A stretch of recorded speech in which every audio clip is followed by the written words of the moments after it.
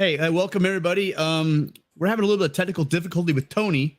As you all know, Tony lives in Florida, South Florida, and right now Hurricane Ian's landing. And just before we were going live, he said, "Wow, the lights just flickered." So we're assuming that we've lost Tony for the interim. So we just thought maybe we would get started with just some of the games, some early games, and hopefully joining us with all of our graphics. Tony will be coming in pretty soon. So welcome, Rick. How you doing? Doing great. Good to see you, Tim. And Chris, how you doing? I am doing well, thank you. Great. Okay, so Rick was first up. Yeah, got a few different games that we're going over. The Pac-12 schedule this week. We have Washington Friday night against UCLA.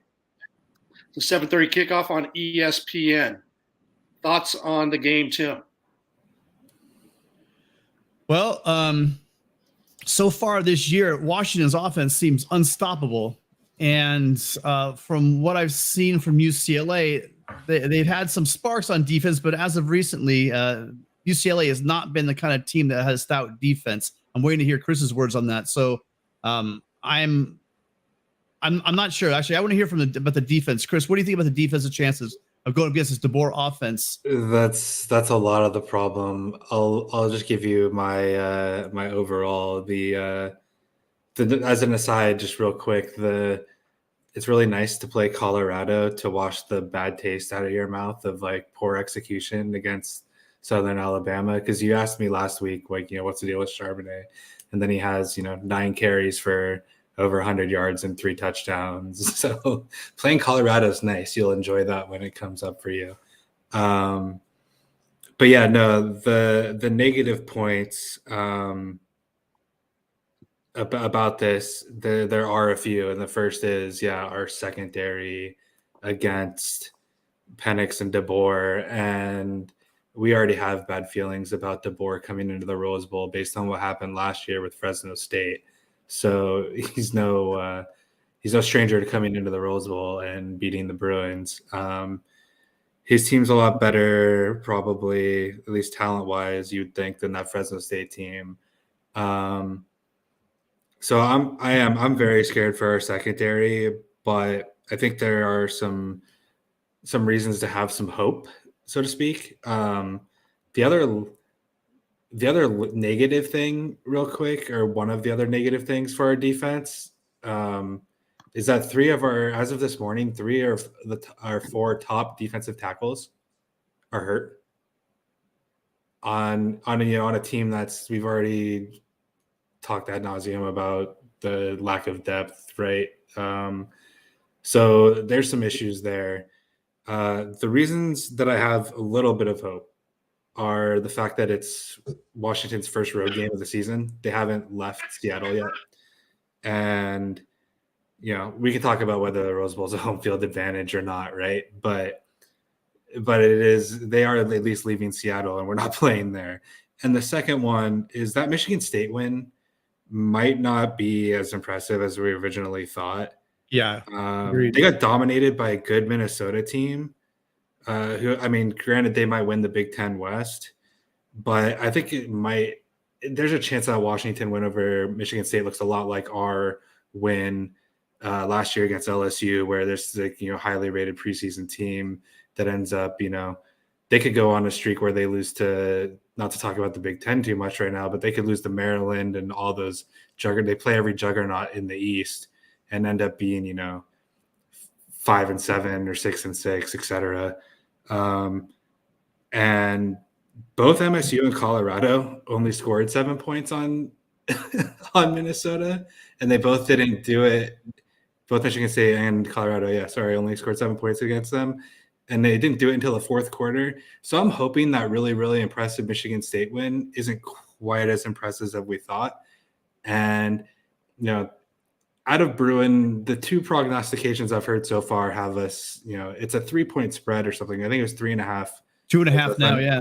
Yeah, and it's moved to 2.5, which in the betting world, crossing the key number of 3 is kind of a big deal. So there's some people out there that think this is actually a game. I'm hopeful that it will be. the other Bruin fans that I've listened to talk about it so far, I think we're going to lose by 2 scores. So to be a little bit different than them, I'm going to say that, DTR runs around and crazy things happen. And even though we can't stop them, they can't stop us. And we find a way to break their heart at the end of the game, the same way DeBoer did it to us when he was at Fresno State last year. Yeah, I mean, it does shape up that way, right? That 2.5 spread, a lot of that shine has definitely come off of that Michigan State win at home.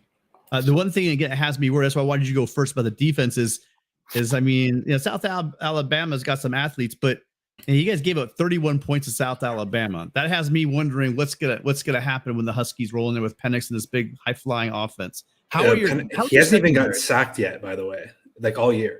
And I don't think we're going to be the team that does it. Yeah. How's your secondary looking this year? The same as it always has. Our defense thus far this year, even though it's a new defensive coordinator, and we finally moved on from Chip's friend Jerry Azanaro, it looks a lot the same. It's soft, and I think it's going to come down to which team. I think both teams are going to be able to move the ball between the 20s. At least I hope so. And I think it's going to come down to which defense makes big plays in the red zone to keep the other team from scoring touchdowns. I think this is let me check real quick. Yeah, this is the highest. This is the highest total according to Vegas of over unders at 64.5. So people seem to think things, points are going to get scored, and we're just going to have to outscore them and come up with a few big plays. Yeah, I mean, it's not a big number, but Washington gave up 20 points to the mighty Golden Flashes of Kent State. So again, I'm not sure. But they get everything. Dave, Georgia, plenty.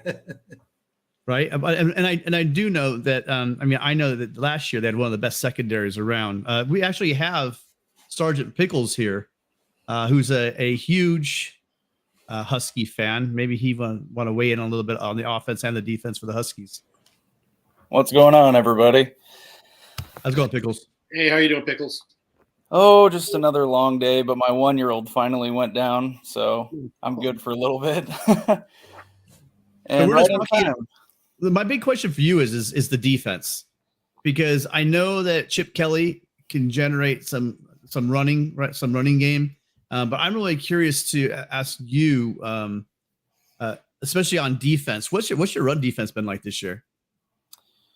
To be honest, I don't think it's been tested much because thankfully it seems like the Huskies have gotten out to early leads, kind of forcing teams to stray a little bit away from the run. And especially with Michigan State, it was very noticeable. We expected them to lean so heavily into it. They could never get it going, even when they tried. It was runs to the outside. Semper Fi, Jeff. I see he's down there. But it runs to the outside, and they're still pretty stout up the middle. But obviously the secondary is what's been, their bread and butter for the past few seasons. Chip Kelly gave them fits at Oregon for being able to gash them, in the run game. And I don't know how much of that he's going to be able to bring to UCLA. I haven't really, not as familiar with his teams the past few seasons, to be real honest.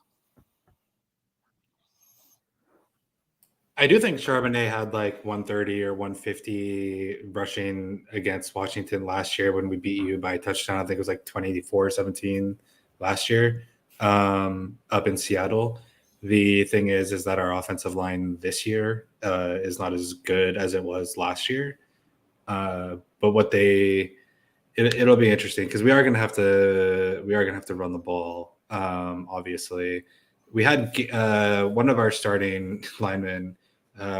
In addition to the 3 defensive tackles that may or may not be out by the time the game time comes, there's another one. Gaines went down during the Colorado game and then stayed out of the game, but he seems like he'll be all right to play. So at least there's that. But hopefully I guess the hope is, as a UCLA fan, right, that the idea of Charbonnet being on a pitch count earlier in the year, and the hope that preseason Chip Kelly has still been preseason Chip Kelly, and there's another level to the offense and what we're doing than what we've shown thus far. And we have put up points. That's not to say we haven't put up points, but we haven't looked like we did last year, right? We haven't run over people. So again, I'm quite frightened. I think that Washington is probably better, but perhaps untested. I think both teams are untested. I think we learned a lot this week. And because I've heard two other much more prominent than me, UCLA talking heads already say that we're going to lose by 2 scores. I just have to be the guy that says we don't lose and that we win, pull it off. Yeah, because both teams lose. I mean, both teams had really good, well, I'd say very good secondaries last year. But, last year, I'm just wondering how you're going to replace Trent McDuffie at Washington and Lake. And who was was it Knight for you guys? Lake. Yeah, Quatrez. Yeah. That's probably we're seeing those scores probably predicted to be into the 30s. So, any predictions from you? What is your prediction, Pickles? I could see something. I don't necessarily expect it to go the formula the last few games, even against Stanford, where Washington gets out to this big lead. And I know that the final score lines look a little different, but if you look in basically all the games, the teams have scored late to kind of make it look closer than it was. Washington gets out to a big lead and takes their foot off the gas. I would like to see them get a little more finish. I could see something like 30-21, 30-23. I do think it'll be closer. UW is untested on the road this year. I don't know. It's hard to say with the Rose Bowl how much of a factor the home field is. I do expect a pretty good turnout of Husky fans. But I think it's actually going to be a fairly close game throughout, but that sometime late in the fourth, Washington scores one to put it away. What do you think, Chris? Sorry, Rick. No, go ahead, Tony. Sorry, or Rick. Tony, you're on mute. I just want to say, I agree with what Chris said earlier. Both teams are untested. If you look at them from a defensive standpoint and an offensive standpoint, both UCLA and Washington kind of mirror each other. They give up just about 300 yards a game. Washington is the 22nd ranked defense in the country. UCLA is number 20 based on their first 4 games. Offensively, a lot of offensive firepower. Again, these are games where they're untested. Washington's ranking 12th in the country with 44 points a game, and UCLA 20th at 41.8 points a game. I love DTR and Zach Charbonnet. I think if Zach can control the ball, keep Washington's high-powered offense, Penix, off the field as much as possible, they have a chance in this game. I do give UCLA a pretty good chance competing with Washington because, as Chris mentioned, this is their first road trip. They've been up in Washington for the first 4 games. Coming down, it's a good trip on a short week on a Friday night. But in the end, I see Washington winning a close one, 38-34 Huskies. Yeah, that's exactly the number I have, Rick. That's pretty wild.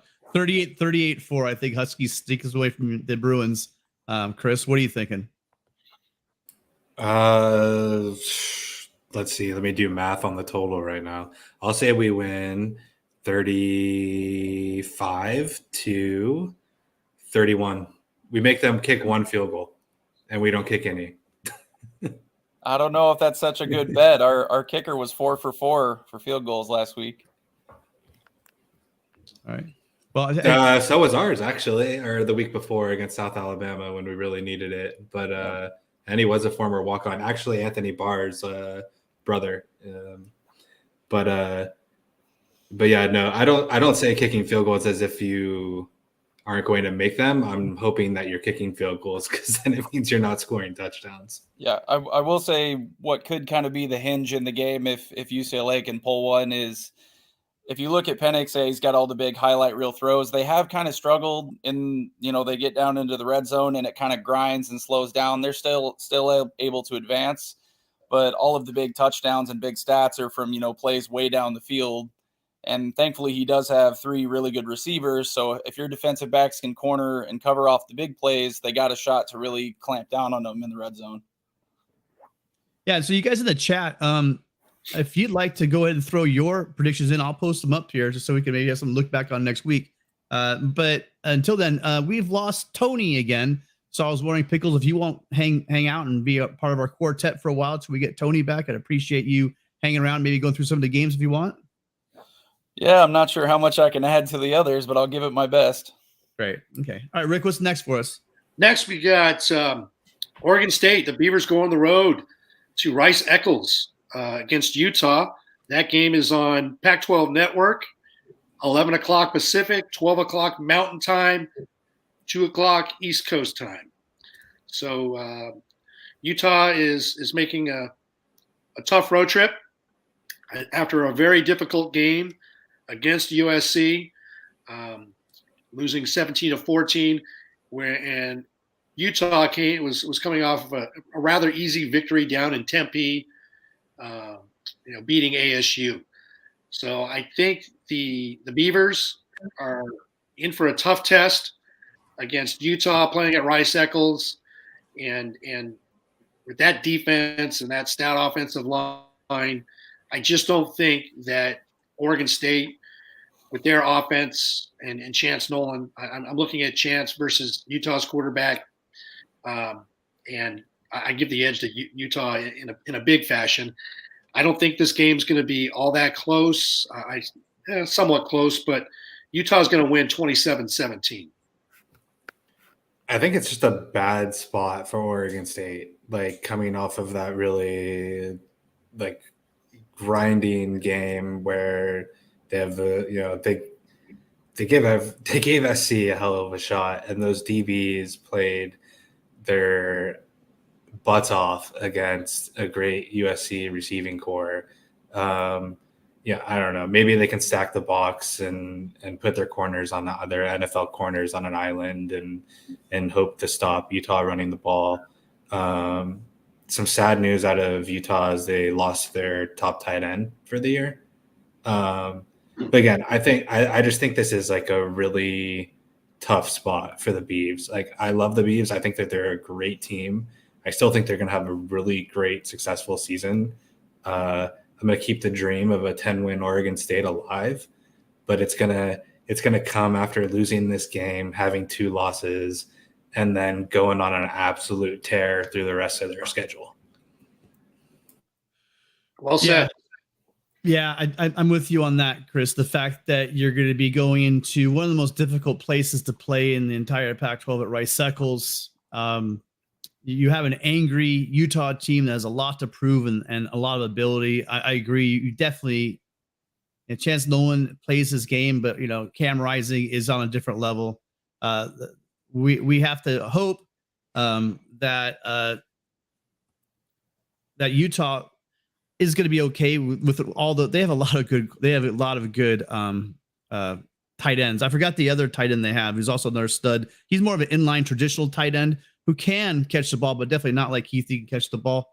I do see this, however, Oregon State will put up a good fight. That secondary did a hell of a job against USC's talented receivers. But I just think that Utah is going to pound the ball, and again at home in the mud, for the Muss and Rice-Eccles, it's just going to be an insane environment. And coming off of that big letdown loss, it might be kind of a difficult task to ask these guys to get up for a big game. I guess most likely still. I mean, USC's got a lot of the press, but until proven otherwise, Utah is the leader of the pack. So I can definitely see Oregon State staying in the game, but that Utah is going to pull ahead just with sheer, I think, just better players, actually, to be honest with you. So at the end of the day, I'm seeing this one. Well, I'll hold off because we have Larry Pilgrim, Tony, in the background, our resident Utah guy. Larry, how you doing? Good. How you guys doing? Doing really good. We're kind of singing the praises of your Utes. How do you see this game going? And much like you, I'm trying to keep internet in the storm. Yeah, I'm good so far there. I'm prepared. I got generators and stuff, but we'll see. I haven't lost any utilities, so I'm good. The loss of Keithy really hurts. We do, like you said, we've got some tight ends that should fill in. Nobody's Brant Keefe. That guy's a Sunday guy. Dalton Kincaid's the other one. Yeah, that's the guy. That's what I was thinking of. And he's not as quick, but he's actually more sure-handed. I think he had 45 straight completions when thrown to him and hit his hands. But the guy that's going to fill in for Keefe is Yasmin, and he's 6'5", 250. He's been in the program a couple of years. He's okay, but I think where Utah's going to really go at it is they're going to they call him the Rhino. He's a tight end, and he's more of a 13 personnel guy, and he's 6'3", 270, but he moves pretty amazing. So I think it's going to be a 13 personnel run the ball. I am worried though about Oregon State's run game, because we may be getting Diabate back, and he's just not good in run defense. When I think of you guys, I always think about this stout interior defensive line. Is that not playing out like it has in previous years? Yeah, it's deeper than it normally has. We don't have like the Lecky Fotus. We don't have that, the Star Low Tululays in there, but we've got, it's deep. It's really rotationally deep, and those guys are getting better. The one thing we do have this year, though, is we actually do have better safeties. Cole Bishop, you've heard of Cole Bishop. So he's been doing good.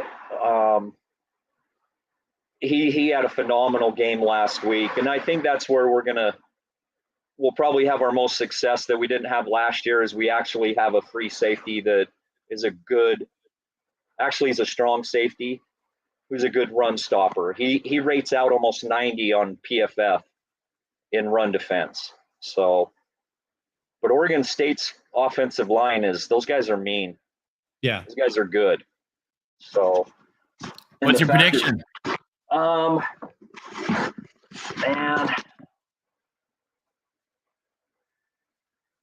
I want to say it's going to be like a 33-20, 21. 33-20, 33-21 is about where I'm predicting. Yeah, because the line's at Utah -10. Over I think 54.5. Well, what was it last year up there? We were 24-10 at halftime, and we came out, and Devin Lloyd got a targeting, and he was out of the game. They started running the ball, and so that got us last year. And I just worried about that Diabate, that transfer. He's not good in run defense. I'd almost rather see our true freshman play than Diabate. So, is Connor on? Is Connor in? No, I think Connor's in the chat, but I don't think he's called in. Yeah, I don't. Connor's predicting the Beavs. I'm shocked by that. But I think the fact that you can see Tavion Thomas. I mean, this is one of the better backs in the Pac-12, and given that the trouble that USC's passing game had and receivers had against the Beavs, I do think that you guys have a great run game between Rising and Thomas. I do think you guys will be able to move the ball very well on the ground. So I see a heavy dose of you guys running the ball. And so I think that the numbers may be a little bit lower than predicted. I might even take the under in this game. But in the end, I just think that Utah is just too much. Yeah. Rick, Tony?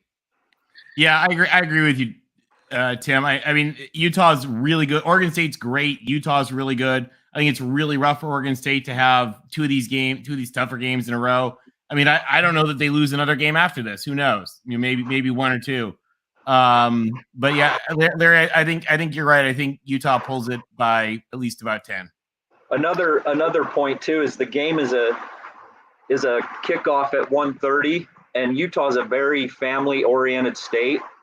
So you're not going to see that stadium start to fill up till probably a little bit into the first quarter, beginning of the second quarter, because most of the fans there take their kids to sporting events. And so if you see a Utah game early Saturday, the stadium isn't as full because people are out doing stuff with their kids. so that kind of helps Oregon to start. But do you think is that what happens with UCLA fans? yeah, they're all surfing. Just teasing. Okay. Yeah. So I'm thinking close to a game about 30-17 game is what I'm looking at. And I do think that Utah does cover. Yeah, I made my prediction earlier. It's going to be a lower scoring game. You don't have the offensive firepower with Kuthi out. Utah's got the number 7 ranked defense in the country right now, giving up 244 yards. They're especially tough at Rice Eccles. I see them running the ball, controlling the game. And like I said, I think it's going to be lower scoring as well. I have it 27-17 Utah. Oh, and also, you know what really skews the stats? In the last 3 games, the starters, the backups gave up more in the fourth quarter than the starters did in the game. Arizona State at the start of the fourth quarter had -6 yards rushing and 160 yards passing to start the fourth quarter. They ended with 260 and +6. So literally, those numbers are so skewed. They're double on the stats are double because of the backups in the third and fourth quarter. And that's to be expected when you're playing lousy teams. Yeah, right. but those balance out the other direction when you're playing Southern Utah. Isn't Southern Utah in Cedar City? Or I think good point. Good point, Rick. Well, like San Diego State, we held San Diego State, which is a rushing team. What was it, 70 yards or something? And they had like 30 at the end of the third quarter. Like, we held them to under 100 yards total offense when the third string came in. Yeah. And I mean, yeah, against the FCS, yeah. I mean, the stats are skewed because of the out-of-conference schedule. Yeah, Southern Utah, the starters didn't even play the second half. They played the first 2 quarters. But the backups still ran wild on them. So, well, we had the walk-ons on the field in the third and fourth quarter. The walk-ons, not even scholarship guys. Well, you won't be doing that on this one. This will be a good game. Yeah, I'm expecting a great game. Hopefully, I get to see it. All right. Any final thoughts? Any final thoughts on this one before we move to the next?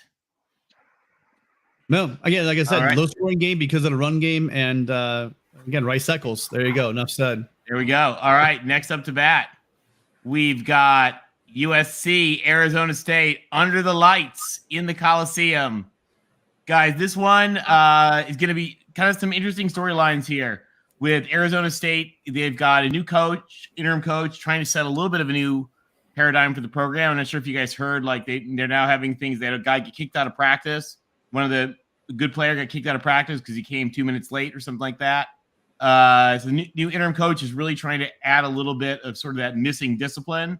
I don't know if he can do it. Arizona State had been just kind of a dumpster fire. They looked like they were kind of on the verge of imploding. Now they're heading into the Coliseum against USC. Guys, what do we think we're going to see? I'll be really quick and then get out of the way for all of the USC people to talk about their own team. I think it might be a little bit closer than like the 25 or 27 point spread that it was at one point, but I think it's comfortable the entire time, and SC wins by 2 or 3 scores. The one thing I do want to say is that, and it won't be this week if it ends, but the turnover margin that SC has had thus far this year is the most ridiculous thing.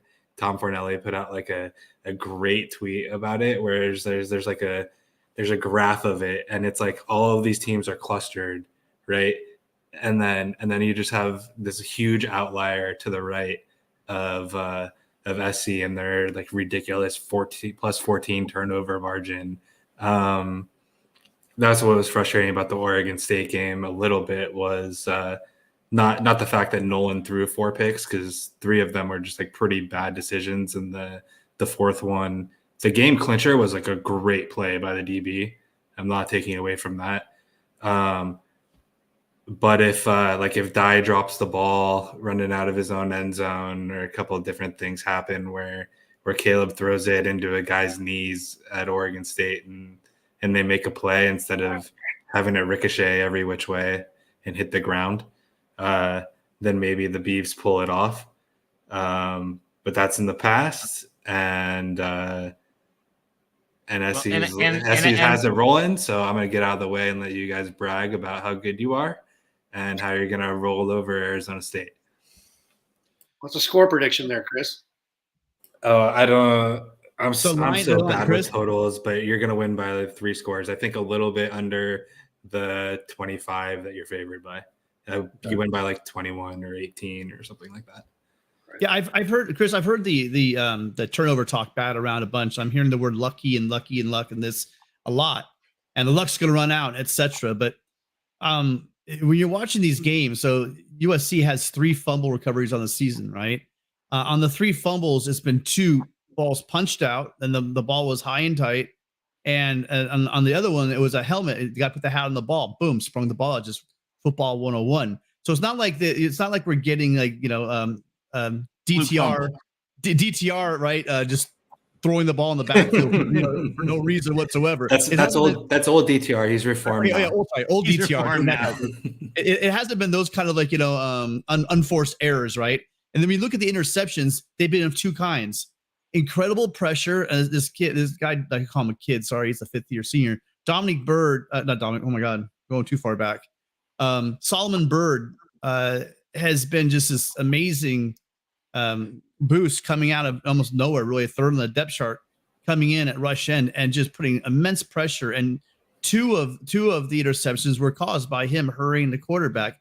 And then the other type we've been getting is we have this. The lengthy linebacker that you have is a ridiculous player, like in a good way. I mean that just like way different than what anybody else has. And I'm not taking I'm not taking away from people making plays. But there are like a number of them that are like, bounce off the wide receiver's hands from Rice and right. Those first a couple the other way. Early on. Yeah. And Nolan's picks. Yeah. But go ahead. Well, I mean, I think you look at all of Nolan's picks, they're either by two kinds. It was the rush, and he had to make a play with this third and long kind of plays, and he has to make a play, right? That we always know you can almost predict that the quarterbacks have to force a ball. And you have, like you said, Gentry, the angry, as Eddie calls him, the angry giraffe. His guy is 6'6", 200 pounds, and he has over a 7-foot wingspan. And the quarterback that disrupts the quarterback's timing. It disrupts the where and how he wants to deliver the ball. So all these things factored in, it makes it that it's an opportunistic defense that's really generating these turnovers. Tim, speaking of him, where did he transfer from again? Yeah, ASU. He got out of the dumpster just in time for caught fire. But how fired up do you think he's going to be for this game? It's going to be weird. Let's hope he's not too hyped up. I mean, I don't think he will be, but he's only a sophomore. So, but I hope he plays within himself. So I'm sure I'll take your point generally, but I want to give you one slight disagreement on part of it with Nolan's interceptions. Like, yeah, pressure creates interceptions and whatnot, but you said he has to make a play on 3rd down, and it's not like they were ever down, 14 in that game, and he has to try to thread the window or whatever. There are plenty of times where he can just throw it into the 3rd row, and they can punt and live for another day. But yes, no, I mean, there's no doubt that some of you can't have 14 turnovers through this many games and not have caused some of them yourself by doing good things. It's just the difference of 14 and having not given up any is just at a ridiculous rate. It doesn't mean that you won't be like positive throughout the year. Or even if you do have a game where it regresses, that'll even matter because it depends on who you're playing. It's just that the stat so far is insane. And the other thing, by the way, guys, is in this game we're hoping that I think in this game we're probably going to see something a lot like Utah had, where you have a lot of time with the backups in. The odds of sustaining that kind of turnover margin right now. USC is the only team to not commit a turnover of its own. the more backups you have in, the more likely that statistic is to end, because that's going to end at some point. So Chris, I think you're right. There's some regression to the mean. That doesn't mean that we are not a very turnover positive team, but you're probably right. At some point, there statistically has to be some kind of regression to the mean. We're not going to have a positive 87 turnover margin for the season. One of the biggest axioms in football is the team that wins the turnover margin usually is going to win the game. And Exactly. I get you. There is some luck involved, but man, we got some great athletes. And the last time we had this kind of turnover rate, we're back in some of those great Pete Carroll defenses. Well, but remember those Pete Carroll defenses. Sorry, go ahead. Those Pete Carroll defenses were running like season level turnovers of like plus 15, like for the season. And things are going to level out. Right. Exactly. And I think that's Chris's point. We don't have to nitpick about like, was this one particular thing off or not, because we know that there has to be some statistical regression to the mean. But they also took care of the ball. You did not see Lendell White and you did not see Reggie Bush putting the ball on the ground very often. Exactly. 100%. Yeah. But I think that we're splitting hairs. Most of the USC shows this week, and I don't mean to interrupt. I start to turn off the USC shows this week when they start arguing about like, is this one particular turnover lucky or skill? Because it's both. It's both. They're all both. And there is some regression to the mean. We'll have to agree, disagree, Tony, because I think that there's a certain amount is luck, but a lot of this has to do with getting out to big leads, except for the last game we had against Oregon. But that's exactly my point. Is it's luck and skill. When an offense is pressing and they're trying to make plays because they're way down, and your defense is got freak athletes on it, you're going to see a lot more turnovers. That's my point. Absolutely, and it's about preparation so that you are able to take advantage of those circumstances when they happen. But which is why it's a combination of luck and skill. It's both. All right, let's stop talking about turnovers. What do we think about what could Arizona State do, guys, to have a chance to pull the miraculous upset? Let's not be ridiculous. They don't have a chance. This is the juxtaposition of two teams where everybody's leaving ASU, from the coaching staff through the transfer portal. You mentioned Eric Gentry earlier. Lole, defensive lineman, goes to Louisville. Florida State picked up wide receiver Wilson. Ricky Pearsall went to Florida. I mean, I can continue. They got him. You got the quarterback at LSU, Rick. Yeah, they got the quarterback at LSU, and he's too small and too slow to compete in the SEC. So, John Delane, I think you're in the chat. Congrats getting Jaden Daniels, but he ain't SEC material. I'll just tell you that right now, and you can tell me at the end of the year, buddy. But USC has all the transfers that we talked about, and they're playing better defense. I'm not going to get in the turnovers. You guys talked about it. Just talking about the Oregon State game. Love Chance Nolan. Great story. Guy played at a little-known high school out in the Temecula area. He went to Middle Tennessee State. I think that's a safe spot for the Hurricanes. They know how to handle hurricanes. And then he transferred back to Saddleback Junior College in Orange County. And then he went to Oregon State. He's a journeyman. And USC was prepped for this guy. So you could say whatever you want about the turnovers, but his name is Chance. And he had 4 of them, and he blew it 4 times. That's all I got to say. That's why he's not going to go into Utah and compete against Cam Rising and win at Rice-Eccles. Now, getting to this game, it's a perfect game for USC because they bring in Washington State the following week, and then they go to Utah on October 15th. I think you're going to see some second-team offensive linemen and players get some playing time, get some of the starters, some relief. USC still has too much. They're going to win this game 48-13. I was listening to the Reign of Troy folks a little bit ago, and they made the good point that their prediction, which I thought was actually pretty solid, was that much like Utah, they think that USC will be in control of the game the whole time, and probably Arizona State will score some garbage points and come out with a closer game. Disappoint Vegas, but come out with a closer game that's never in question. John DeLon, he's got a great comment. Is it true that USC is considering changing its mascot to a homeless person? That's fantastic, John. Yes, just as soon as LSU changes their mascot to a corn dog. I like it. I like it. All right. Any final takes for Arizona State? Well, I got 48-17 USC. All right. Next up to bat, guys, a very interesting one. So Washington State, has been really a great team so far this season, much better than people thought. And Cal has also been quite surprising. I mean, Cal is only one blown call from an ACC ref away from being undefeated, which is pretty crazy. And Washington State, depending on some other questions, maybe should have or shouldn't have beaten Oregon last week. So this is a game between two pretty strong teams. And we're kind of excited because in addition, next week, guys, on Tuesday afternoon Pacific time, we're going to have a special chat with Washington State Chancellor Elizabeth Chilton. So this is really the first time in the Voice of College Football we've ever had a CEO of a university coming on to talk about what it's like to run an athletic department. So that's just a little quick plug. But guys, here we got the Bears and the Cougs. What do we think is going to happen?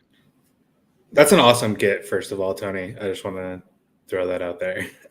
Thanks, Chris, and thanks to you guys. And you guys who watch, you guys are the ones she wants to come and chat with. Really quick on the ACC ref thing. I don't know if you saw the news earlier in this week that there were like someone from Cal's like radio team or something. I forget exactly where it first started, was reporting that like the ACC had sent a private apology to Cal for the Notre Dame offsides blown call, and that they were going to suspend the referee. But then it comes out like later this week that the dude's not suspended, obviously, because he ends up reffing the game last weekend. And of all the ACC games that he could have reffed, he refs North Carolina versus Notre Dame. So it's like absolutely absurd that dude is reffing another Notre Dame game and it's a Notre Dame game. But that aside,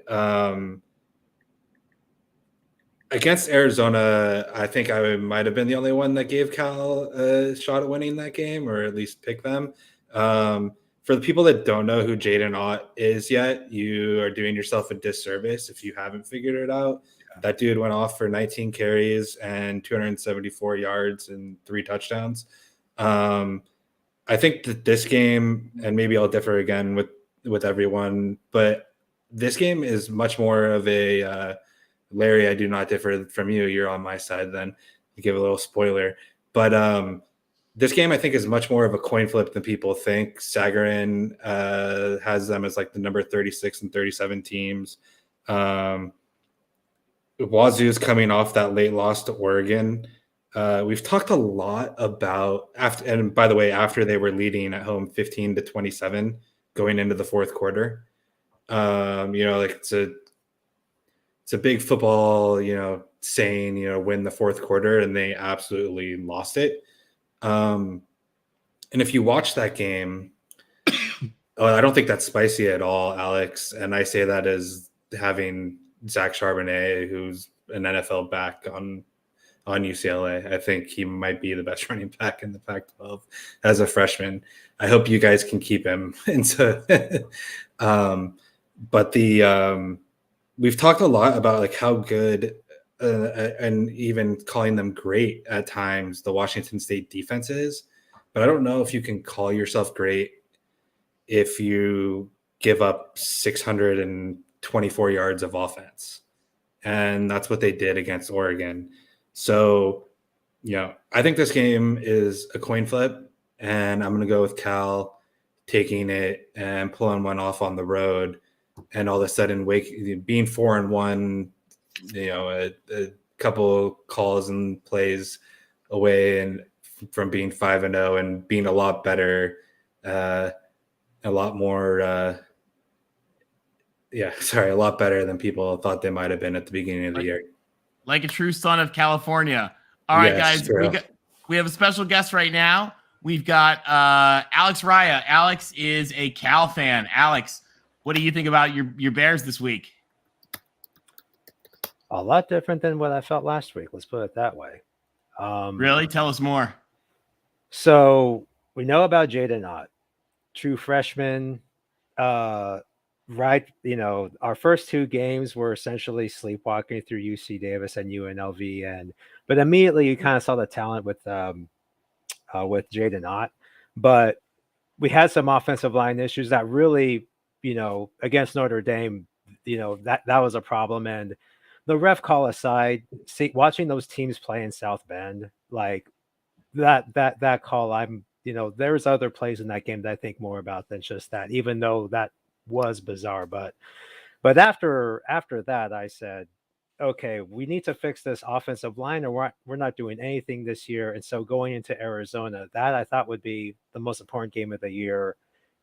Seeing how he would recover after losing at Notre Dame. And well, there's another true freshman that we have, and his name is, I'm not sure if I getting this right, Sayape Vadikani, who's 6'4", 300, and he saw a ton of action against Arizona. We shuffled the line around, and I was blown away. We looked great in every aspect on offense. Against Arizona is not too great. We're, certainly, with all the reshuffling and whatnot, but still, did I expect us to throw up 49 on Saturday? No, our defense was a bit leaky in the first half, but we turned off the faucet in the second half there.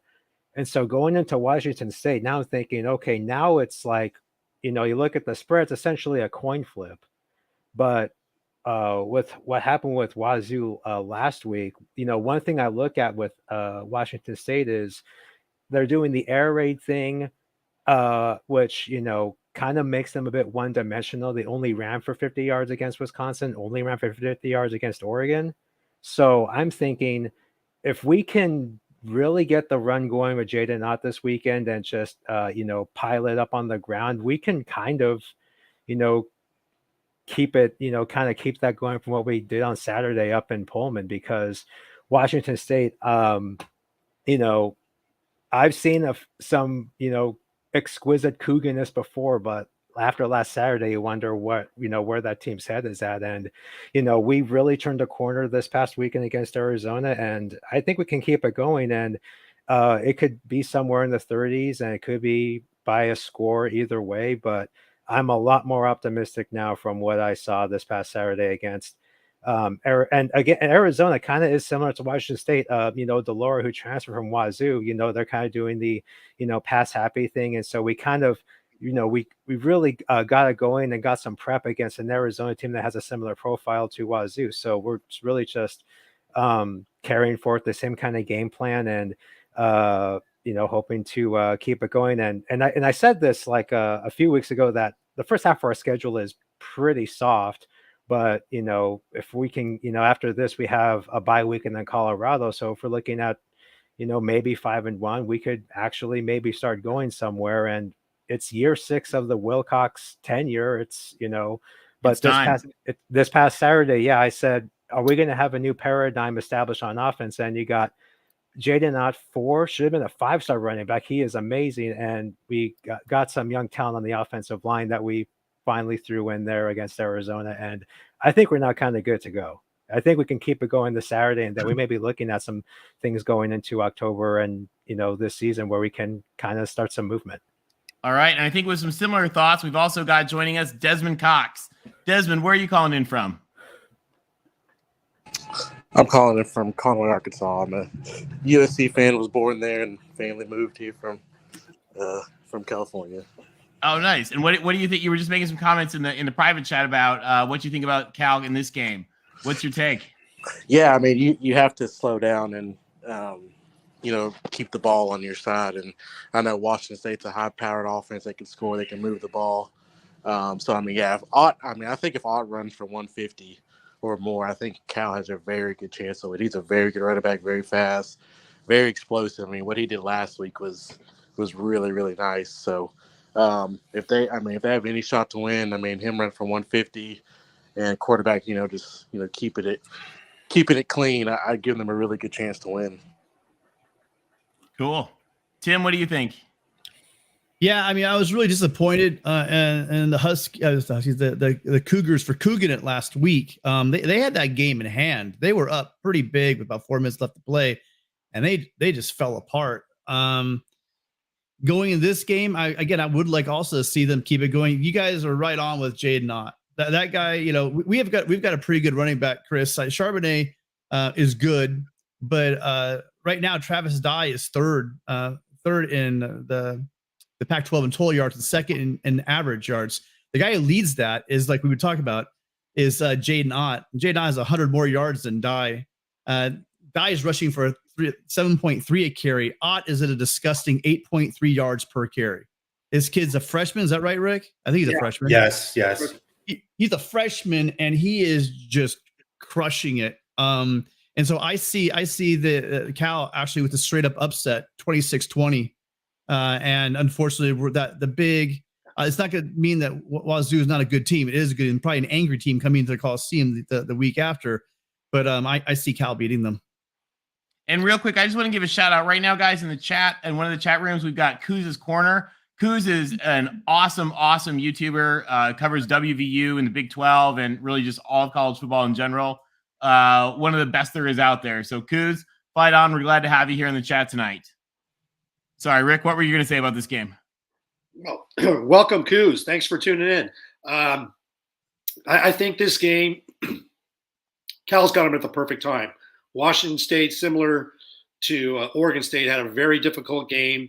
They're going to have a hangover game, losing in the last minutes to Oregon. That was a tough-fought game.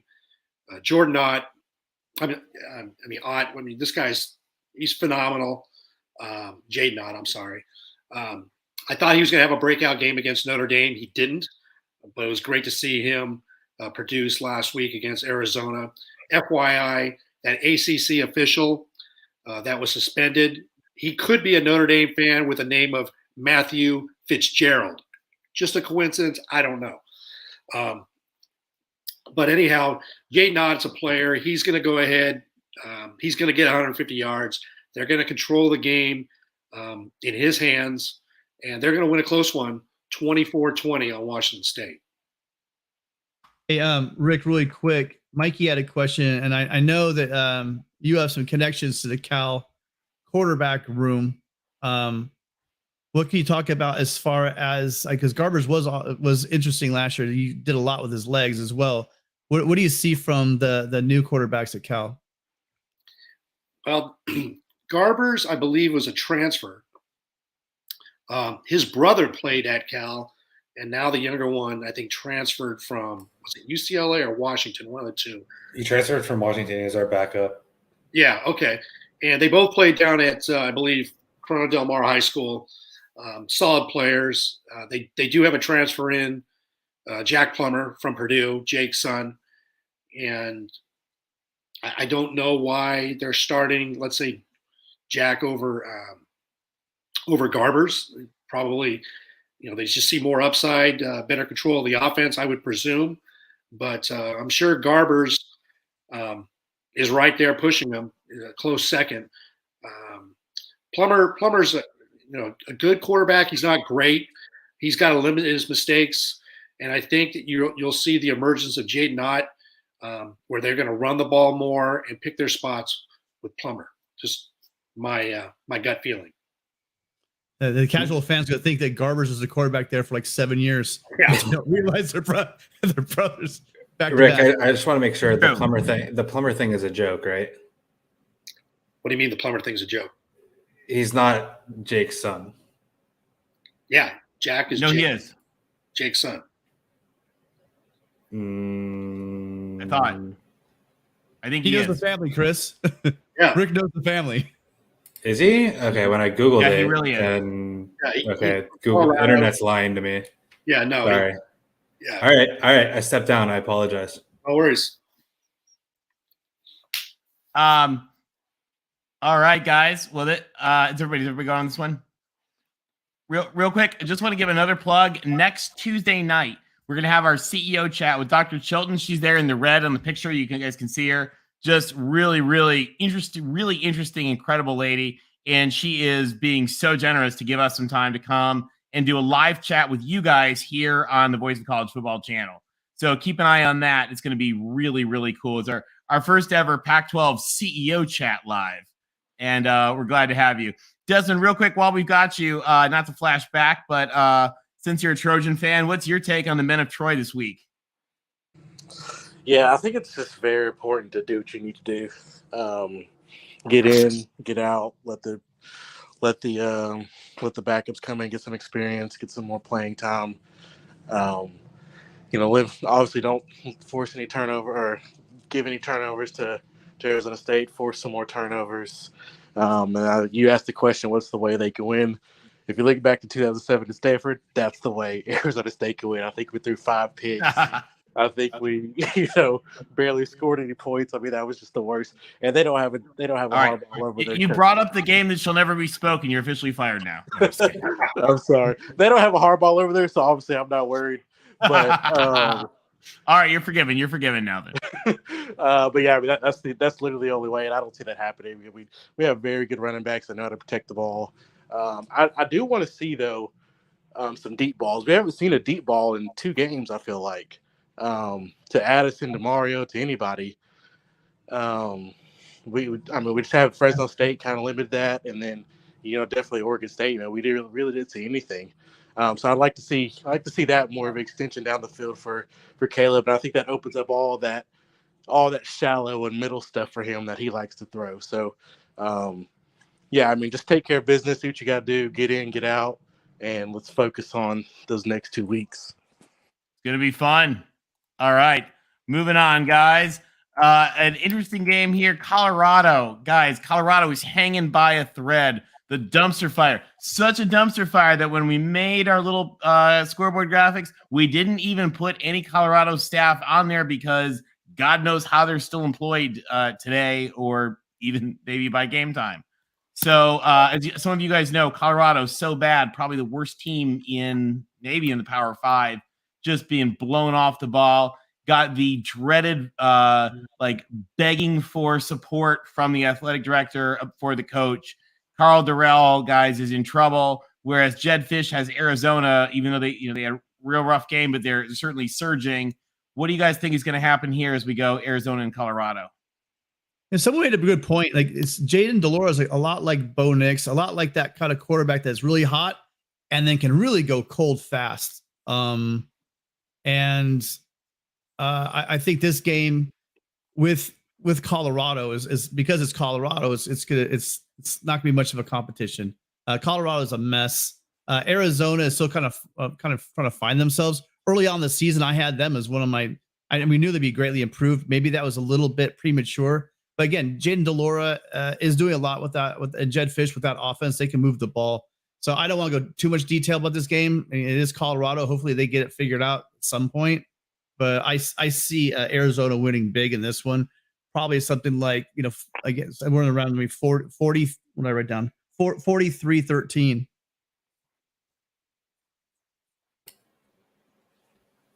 LBC, what do you think? Or Chris, go ahead. One. Sure, I'll go over it. I just want to thank Cal on the Arizona point of stopping some of the Jed Fish love affair on the UCLA boards that I read, because that's quieted down and been replaced by how we're going to lose our game. No, I'm just kidding. But I think Tim put it nicely. I think Arizona wins. I think the greatest question is whether Colorado's buyout is too much for to get rid of Carl Durrell, and whether we get to see the full Carl Durrell experience of 0-12, or if he gets let go before that happens and they're willing to pay for it. The interesting thing on that note of him getting fired or not is in our game against them last week, they actually had 40,000 people there at kickoff for what's a not very good team. Granted, very many of them, the stadium was completely empty by the time the game ended, but people are still going, and credit to that fan base for showing up, given the product on the field. So maybe the AD still get enough money through the turnstiles to not feel the pressure yet, but it's got to be coming soon, you would think, and it might be after this week. Now these are Chris. These are the two teams that the lusty, some of the lusty Big 12 reporters really want to get their claws into. Do you guys think are they prepared for how much less their TV contract would be with these two teams? or are they do they really understand what it's like to have Arizona be dominatingly favored? I mean, these are two. Sorry, I'm laughing at that, and I'm laughing at Alex's comment that someone gave Carl Durrell an $11.4 million buyout. God. Well, the catch to that, guys, is I think that includes this season's pay. The actual buyout itself, when you subtract this season from it, is not much. It's really nothing like what you're hearing from other teams.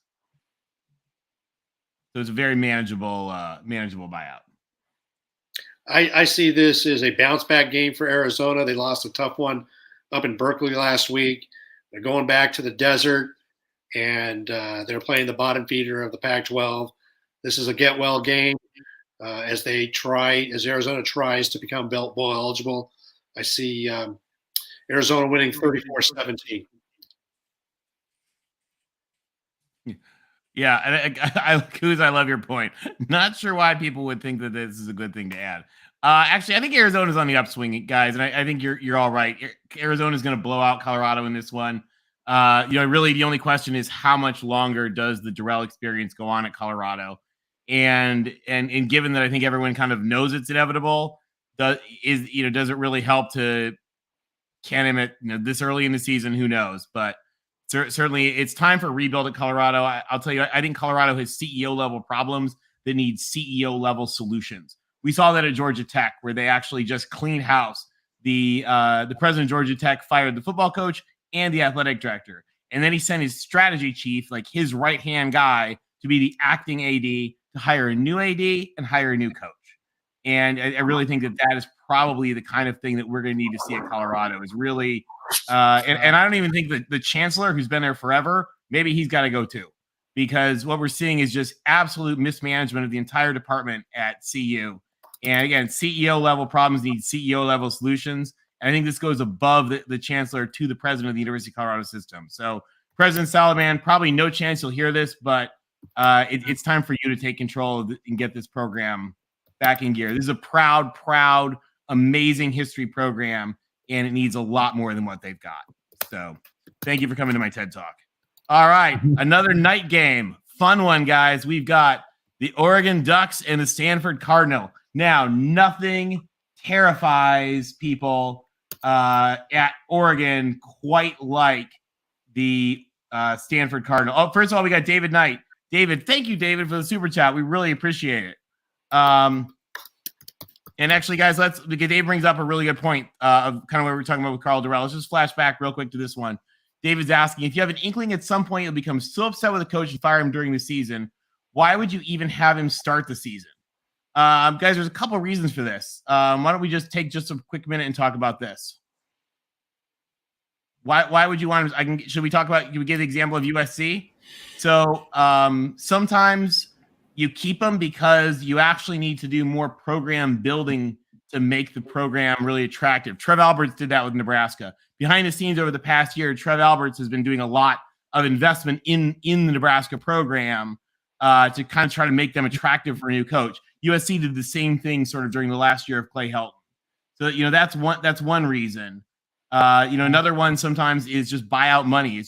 It costs you so much to keep that coach that you might as well just try to keep him for another year.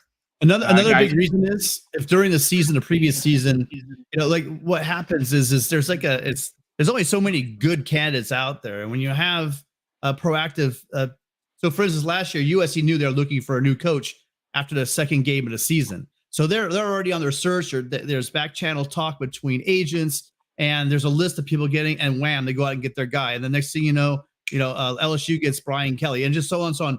And they go, well, if you get caught behind that curve and you're looking for a new coach yourself, if you can't fire someone because there's no one's left. There's coordinators, guys that never been head coach before. Sometimes that works out, sometimes it doesn't. So sometimes you need to hang on and wait because you don't have a viable candidate.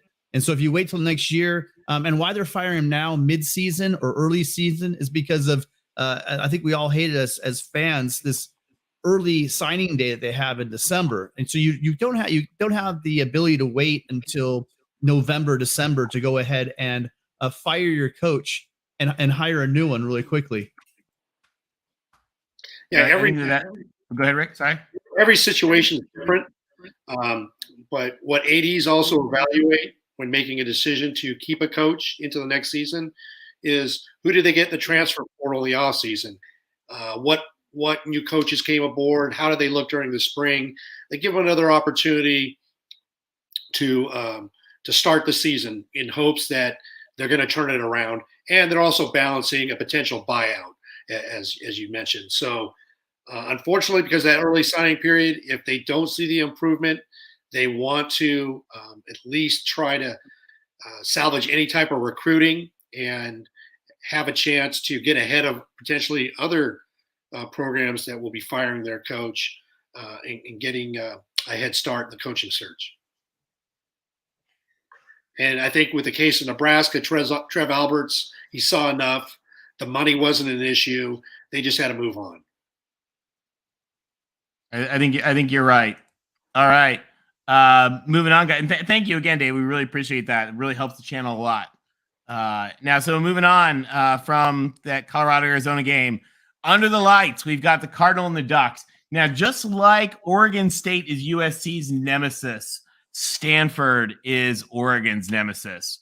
Now, Stanford is a pretty bad team overall, we kind of think, but they certainly are still terrifying the number 13 Ducks. Guys, what do you think? Can the Cardinal have a chance to pull another upset miracle? Is it all right if I go first on this one? Yeah, hit it. Go for it.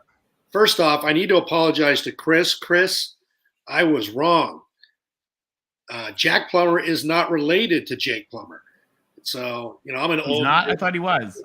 No, I'm an old dude, and I thought I heard it too, and maybe I heard it on a broadcast, or maybe I heard it from a friend. I don't know, but I just double checked on a couple different articles, and so Chris, the internet did not lie to you. You were right. I was all right. I thought Sports Illustrated did me really dirty, but no, they did. But getting back to this game, great game by the Ducks up there in Pullman, and not laying down and finding a way to beat the Cougs. They're going to be hosting Stanford. Stanford is wounded. The tree is ready to be chopped down one more time. And I know Oregon's had historical issues, kind of like USC has with Oregon State. And Duck fans will remember missed field goals and all of that nature in the games that really counted, that could have put them on the national stage and got them closer to that elusive first national championship that those Ducks really crave. But they're going to have way too much for Stanford. This is not going to be a game. Stanford is DFL in turnover margin. They are 131 in turnover margin, giving up the ball 3.33 times a game. And they're going to give it up in Autzen. So I've got this game not being close. I've got Oregon 45, Stanford 21. And to answer a friend of the show, Will ND, asking about the new Stanford tree, our friend of the show, the Stanford tree. We know the tree costume is ready. We're not sure if he's making the trip or not, so keep an eye on your TV. There may be a new Stanford tree being unveiled here at Autzen. We'll see if he makes the trip. Tim and Chris, what do you guys think about this game? I've got to eat a little crow. I'm giving a lot of our Duck friends on the Discord a lot of smack about Bo Nix. I've been trashing him and saying stuff, but I'm the one looking silly now. He's put together some amazing game. He's a big reason why they came back in that game last week against the Cougs. And right now he's playing great ball. I mean, he's throwing his completion rate 72. He's north of 72%. And he's got a passer rating of 162.4, which again would be leading the league if Penix wasn't going crazy right now. So I don't. When you look at that Stanford defense, I mean, Stanford's probably let's face it, they're probably next to Colorado. They're the worst. They're the worst team, I think, in the Pac-12. Their defense is definitely probably one of the worst defenses in the Pac-12. And I just think that Oregon has a field day with Stanford and just blows out, and they're going to be getting their stars out early in this game. Yeah, so unfortunately for Stanford, they don't play Colorado this year. They do have a matchup against Arizona State at home, which might be their best chance for a win. But again, I'm gonna go with what I said week 1 when they beat Colgate. That would be the only game they win all year. So David Shaw's march to 1-11 continues, and this has already been hit upon. So I know some Ducks are scared of Stanford because of all the recent results, but it's in Austin and you are so much better than them. There's no look ahead. You have Arizona next. You're going to win. Quack, quack. Yeah, 41-24, just going away. I think Stanford's going to get some late junk points. Yeah, I think Tim. I think you're right. Stanford, won't be a humiliation, but I think that they are going to lose pretty solidly here. Or guys, Oregon, to our Duck friends, your Ducks are looking better and better each week. So it's going to be real interesting to see what happens here. But yeah, I think Stanford can't really hold with them. Oh, and I think that Oregon defense is going to tear apart this slow mesh offense. One caveat to that, though, I mean, again, I thought the Cougs had them last. I mean, to be honest with you, it really looked like they had the game, and they just fell apart. Maybe I should have said Stanford coming on next week, but I mean, the Cougars are known for this. They had that game in hand, and they were still, and they're marching, and who knows if who's their stud linebacker, Oregon stud linebacker, just steps in front of that ball and houses it. Justin Flo. It was Flo and just steps in front of it, intercepts the ball, and takes it in for a touchdown. Otherwise, that wasn't Flo. That was I think it was Mace Funa. Yeah, it was. I think I can't remember. I can't remember because I just couldn't believe that happened because it looked like that Cam Ward was going to take him down and win the game. That's what I honestly thought was going to happen. But me too. Hats off to them stepping up and taking the game because as much as the Cougs couged it, again, Bo Nix and the Oregon team on both sides of the ball. Bo Nix takes down scores and the defense responds and saves the day. And that's how you lose close games. Yeah, I think eye test wise though, Oregon looked so much better than Washington State. I realized they were losing. Yeah. I realized they were losing going into the fourth quarter, 15-27. But the Oregon looked to me the better team throughout and couldn't get out of its own way early, and it just took them 3 quarters to figure it out and then turn it on. Right. Okay. Fair enough. If you want to call eyeball, but at about the 4-minute mark, who looked like the better team? The scoreboard said Washington State, but they had gone up and they'd stretched the lead. Is what I'm talking about right before that they made that comeback. I don't know. The fourth quarter looked like it was going to go to the Cougars until the last minutes of that fourth quarter. That's what I was talking about. Right. The pick was a huge play. There was a pick that Bo Nix threw early in the game too. Really? Right. That put the Washington State Cougars out ahead and made them look like they were going to pull it off, despite the fact that they gave up again 624 yards of offense. It's crazy that they were outgained so much in that game and were outgained against Wisconsin 400 250. It's like people in the 20s can move it on Washington State, and Oregon did all day. They moved the ball up and down the field. Mm-hmm. They just kept messing up in the red zone. And some of that, obviously, you got to give credit to if the Cougars have done that twice in a row, then maybe there's something to it. Maybe they do step up when the field gets shorter. They're holding the field goals the whole. That's what I'm saying. When you're talking about the eyeball test, so you're right. There's a lot of empty calories between the 20s, Chris. Right? When you get into that red zone, that's where you make your money. Sure, but the Stanford teams, obviously, no one here thinks that the Stanford team's anywhere close to Washington State and this Oregon team that has dominated moving the ball the last few weeks. Nothing in this Stanford defense is going to stop them from doing the same thing again this week.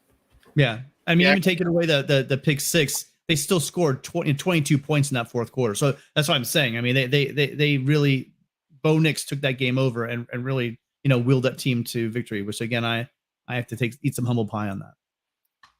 And Eddie Rena in the chat brought up a good point. EJ Smith is out for the year. Their running back, Stanford's running back, and you just take away another piece.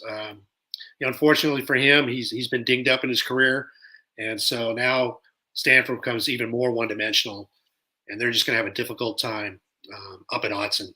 And the Oregon Ducks are going to be mad. They're going to have payback on their mind, and it's not going to be pretty. All right. It's any final takes on this game? No, we all know where this was going. You know where this is going. And to our friend in the Stanford tree, we can't wait to see your tree. By the way, Yep. last week for my Oregon fans, I did predict a 3-point victory for Oregon over Washington State, and thanks to the Cougs, went down and got a kind of worthless touchdown to make it close. It wasn't worthless for some people, I'll put it that way. Yeah. There you go. It wasn't worthless for some people, but all in all, I did support the Ducks. I did believe that they would win. It was a great game, great victory. All right, and guys. Hey, if you can do us a favor on this, no matter whichever platform you're watching on, if you can just click the like button, it makes a huge difference for Mark's channel, and we really appreciate it, and so does Mark. And if you're not subscribed to either the main Voice of College Football channel or one of the other channels, again, it really helps out the channel and helps us, bring good content to you guys. So one thing we're going to starting next week, we're going to have some interesting predictions for you guys on this. But we thought we'd first just take a look here at if the playoffs were to start today, what would it look like? And you guys, we're not going to add our 12-team playoff for another couple years, but just to get a picture of what would it look like today, and where would the Pac-12 teams be, where would the other teams be if the AP top 25 rankings were the CFP rankings and we had an expanded bracket today, what would it look like? And guys, this is it. So for right now from the Pac-12, the only team that would be qualifying, again, hypothetically, would be USC, likely hosting the Rose Bowl for the winner of Alabama versus Cincinnati. Then on the Big Ten side, for our Big Ten, partners in Rose Bowl and partners in USC and UCLA for the future, you'd have Ohio State probably hosting a Cotton Bowl against the winner of Kentucky and NC State. And then you'd have an all Big Ten showdown with Penn State in probably a rematch at Michigan, with the winner going to play Clemson in the Orange Bowl. Guys, what do we think of the college football, the potential, hypothetical college football bracket? Tony, why don't you walk through the 4 teams that get buys and how those are selected, and then we're going to follow the model that's agreed to by the College Football Committee, with the 6 conference champions and 6 at-larges. But why don't you kind of walk through? Sure. So as you guys know, the second round, the host games of the second round, or the second round games, we played likely at the New Year's Six Bowl games sites, probably, with the top 4 conference champions will be getting a bye and hosting those games. So in this case, it's the number, again, assuming everybody went out. And if you guys, please do not argue about I think Kentucky's going to go win the SEC. But okay, we're using right now the AP rankings as is, assuming everyone went out. So the number 1 team right now is Georgia from the SEC. So they would likely be hosting the Sugar Bowl. The number 2 team is Ohio State from the Big Ten. The number 3, now remember, because Alabama and Michigan, who are both highly ranked, would theoretically not be the conference champions, they go down. So the next team up is Clemson from the ACC, probably hosting their historical tie with the Orange Bowl. And then USC, hypothetically from the Pac-12, hosting the Rose Bowl.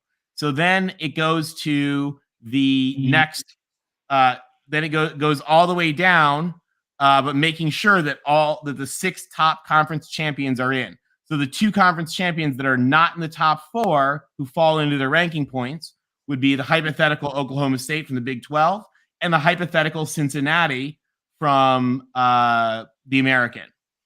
And so the way that works is, of course, remember, your top 2 seeds weren't conference champions, even though they're ranked above others, are Michigan and Alabama. So they are ranked 5 and 6.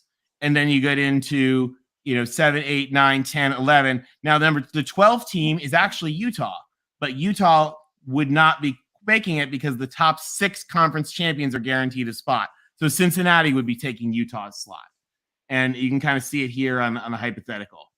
Again, guys, we can argue till the cows come home about, well, Michigan and Penn State might not both be there. Whatever. We're playing it out as if it was today. I think it's great. I mean, these will be some fun games.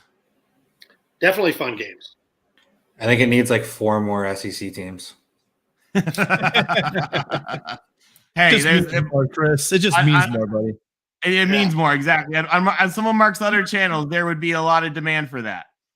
All right. So that is, guys, the Pac-12. Now, one of the things about this show is we want to know what you guys think. So we've got somebody joining us in just a sec, but I'm going to put the link in the description. We want to hear from you guys. What do you guys think of the season coming up? Because this is your chance. We want this show to be about what you guys think. So what do you think?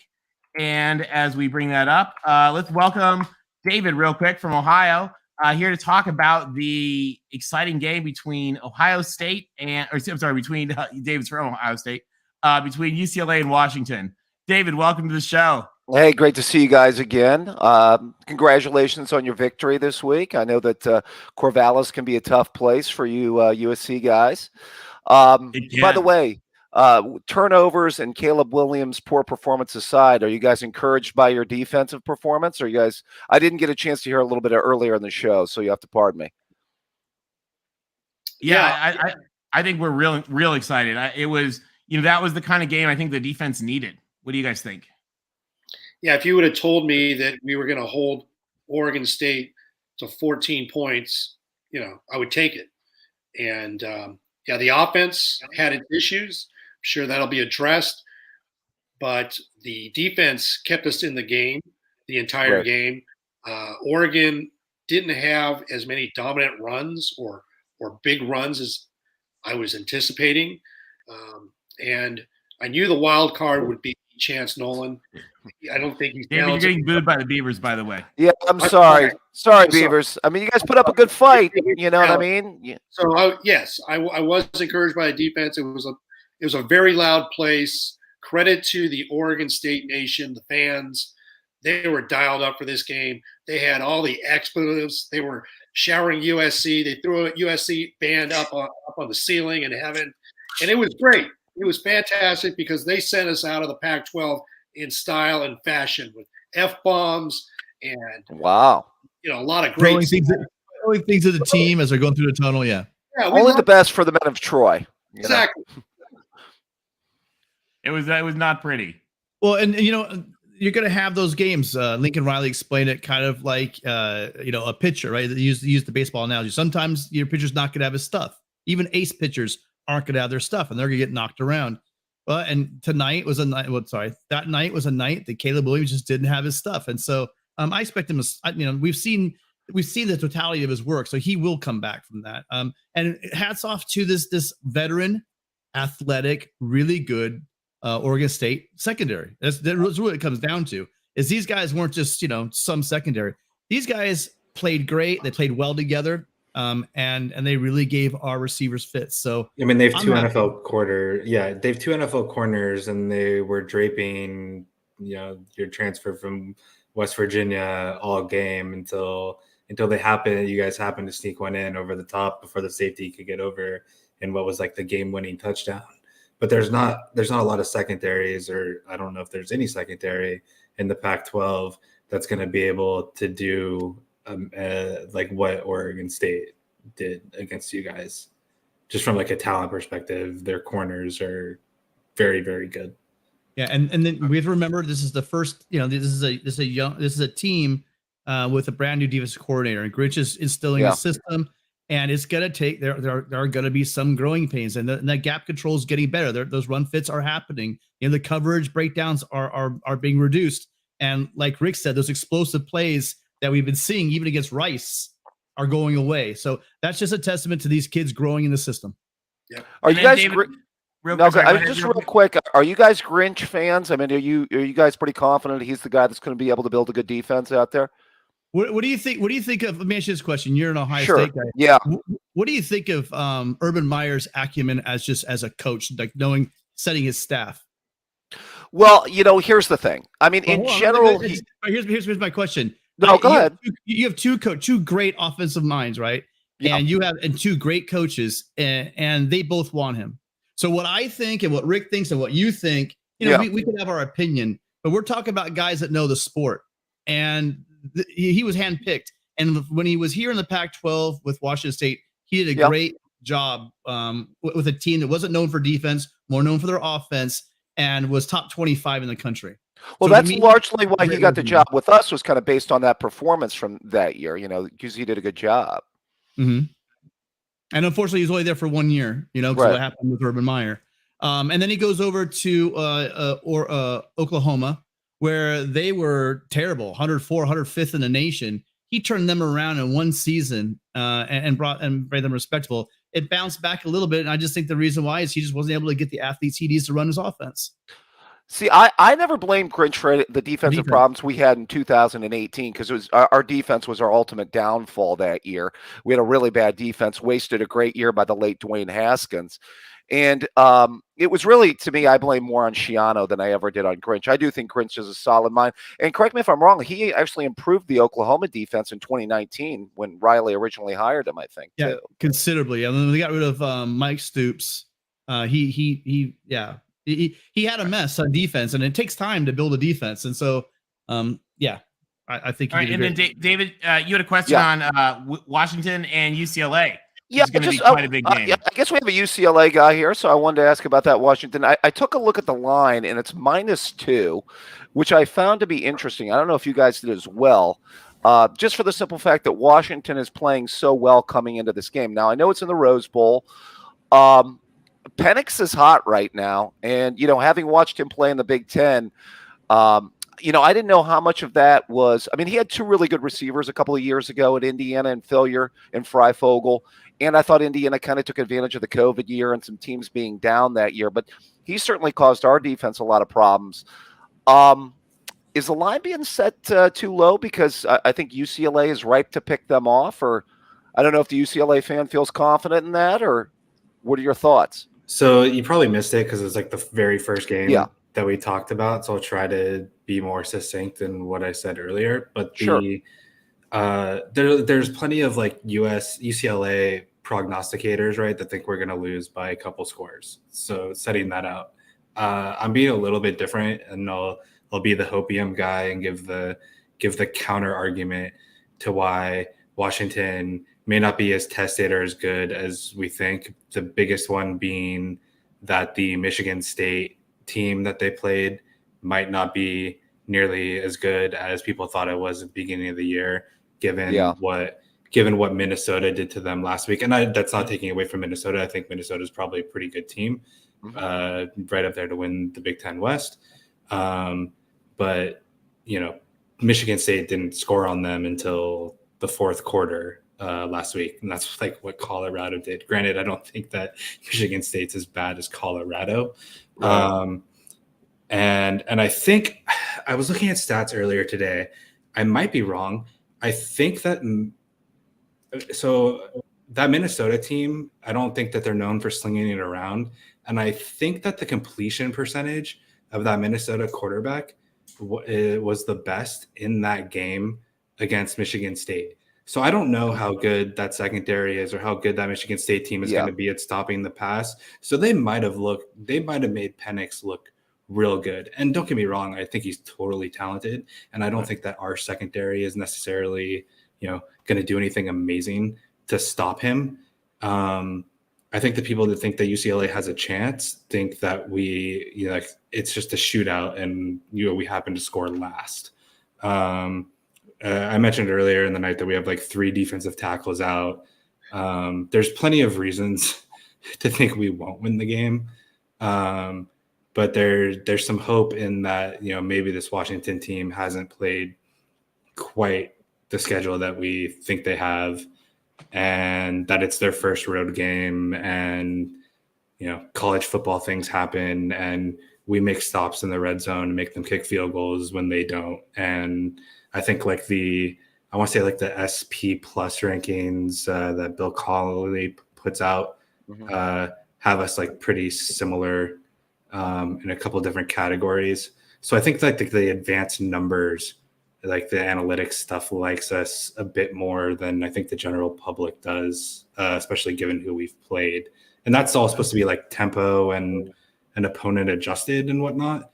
I don't know how accurate it's going to be.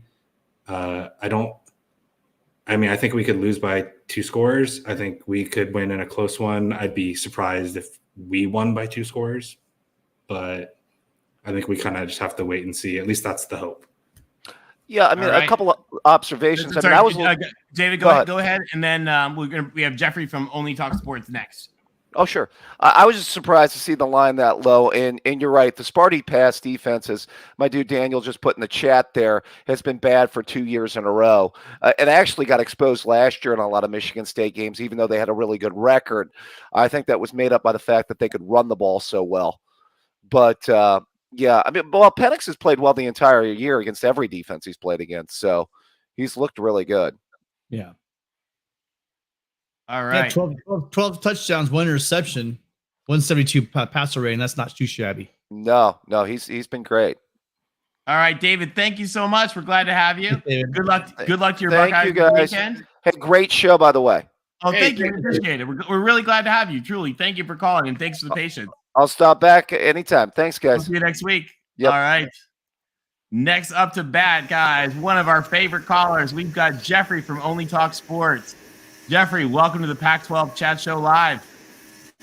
I'm glad to be here. Thank you. I was first shout out to I think you heard that you're in Florida, right, Tony? So Hurricane Ian is terrible, and I hope prayers for everybody, because again, being from North Carolina and all, I know all about hurricanes. Florence a few years ago was terrible, and I just wanted to get that out there. What you guys to everybody in the chat, the guy to think of is our good friend One Scoop John. I'm on the Atlantic coast, so we'll be fine. We just have wind and stuff like that. But our friend One Scoop John, guys, keep him and his family in your thoughts, and hope that their house is okay. I will do that. Like I said, it's just, hurricanes are terrible. But I was gonna ask about what you guys were talking about earlier about coaches being fired, and how whether to go in and fire them or keep them or whatever till the end of the season, what the difference makes on it. To me personally, I don't know, but if you're gonna fire a coach in week 3 like Scott Frost, Nebraska's gonna lose all their games this year anyway, and they're probably gonna do even worse without. I don't think it. To me, you should just keep the coach at the end of the season, because you're already kind of messed up. To me, it only would matter if you can get the new coach immediately, instead of having to wait till the end of the season to hire a new coach. Well, I'll say one of the big things that really is changing now, guys, too, is the coaching search process involves search firms and analytics firms and a lot of consultants and analysis and stuff like that with outside parties. And one of the big issues is when you're looking for a new coach, you don't want to be those people that are secretly looking behind your coach's back for the new coach. And so one of the reasons that you're seeing nowadays more and more, in addition to the recruiting aspects you hear about, the reason you don't hear about in the media that is a big deal to presidents and athletic directors is that the search process for coaches now takes much longer than it used to. And that's the reason. And I'll tell you, there's actually a really interesting story. When USC was going to fire John Robinson in the fall of 97, John Robinson came to the school and made a proposal that he would get to stay as coach, but replace all his coordinators. And the school thought about it, because they were like, well, maybe that's not a bad idea. And they ended up deciding to get rid of him. And then, but he, instead of because he was still considered almost like a candidate for his own job. So they didn't fire him. They just kept him there while they behind the scenes did all the coaching search. And so as soon as he kind of got word that he wasn't going to get it, he then just absolutely disappeared and refused to speak to anyone. and they had to fire him on his answering machine. And then it was a big, ugly mess. So, the lesson that Dr. Sample, who's sort of the legendary USC president, talks about is the idea that what you needed to do is once you decide that coach has to go, you need to make the split and get a new coach. Mm-hmm. Yeah, that makes sense. I guess I can agree. I just think it's kind of just ironic though to me, because I mean, Scott Frost was already doing terrible. You probably should have just fired him before the season began. And instead of doing it in 4 weeks into the season this year, or 3 weeks into the season, I don't know. It like someone said in the chat, it depends on the situation, I guess. But I don't know. But you're right, I guess. It's just interesting. And I'll tell you, real quick, just one other little thing. Jason makes another big point here, guys, about why you pay the buyouts. You pay the buyouts because you're showing your new coach, and you're showing sort of the integrity of your institution. It's the same reason that actually what you do when companies do layoffs, the reason that they give generous severance packages is to not scare off the rest of the employees. And so that Jason is absolutely spot on right there. Being cheap isn't a good look. It's why, sometimes even when you can fire somebody for a cause, like, Herm Edwards botched the NCAA mess so much, they could fire him for cause. But if you do that, then nobody wants to take your job. I can agree with that. It still sucks for the program though that they have to pay that much money to the guy that they get rid of. I mean, $10 million, that's a great severance package. I'll tell you what. I mean, you might as well get fired because you're not even have to earn the money you're getting. So it's hilarious on that. But yeah, I agree. That's a great point. I thought it'd be interesting to talk about Troy Aikman for a minute, because you guys, obviously, we talked about last week about how Troy Aikman said that UCLA's fan attendance was poor, but Troy Aikman's at it again. He did take a shot at you. I'm sorry. Yeah, on Monday Night Football, man. I mean, come on, you're gonna say it don't take much to make them happy. I mean, a lot. It's not just Indiana that's like that. A lot of programs are like, even Nebraska's like that right now. They just want to win a game. I mean, Nebraska and Indiana's this weekend, and whoever wins is going to feel like they won the Super Bowl. I mean, it's crazy. But, I mean, Troy Aikman, man, that guy, I mean, he usually isn't that funny, but he's kind of been bringing it lately. I don't know. But maybe it's because he's on ESPN now instead of Fox. I don't know. But I just thought that was hilarious. I didn't watch the USC game because it was on the Pac-12 network, which nobody has, and I don't have it. But USC barely beat Oregon State last week, 17-14. How did Oregon State? Did they stop USC's offense, or did they just play poor on offense, or what? You just got to think of this way: in sports, the biggest thing is I don't even call them a lesser team. When you have someone who's an underdog, but they do something great that the favored team does poorly, or if you're able to take away their strength of your opposition, which is more closer to the case in this one, as we talked about just now, Chris pointed out, they have 2 NFL corners. They have a veteran secondary all around, and they were able to really make USC work for everything, work for a lot. And on a night that Caleb Williams looked human for the first time all year. I know he had some issues last year, but I mean, I'm kind of excusing last year because the games are usually played out are usually his 3rd and 4th start ever as a freshman, and people got to realize also that was just his 11th game total as a college quarterback. So how they do it, they had a great game plan. They had the personnel to make USC's, I'm still saying, you look at Athlon, you look at Phil Steele, they say we have the best receiver room in the country. You can argue that Ohio State, I'm sure the Ohio State guys are going to have a field day in the chat right now, but we have a great receiver room. They made us look, they took that away. They took that aspect away. And short story is our defense had to save us because Caleb Williams had a bad night. How many yards did Travis Dye have? I didn't see that. 125, I think. Do you remember, Rick? 19 Something carries, like that. 19 carries for 133 yards and a key touchdown. Yeah, it's pretty good. They probably should have given it to him 30 times, I guess, since the secondary was stopping them. Another thing real quick, because I know there's a lot of people in the chat lining up.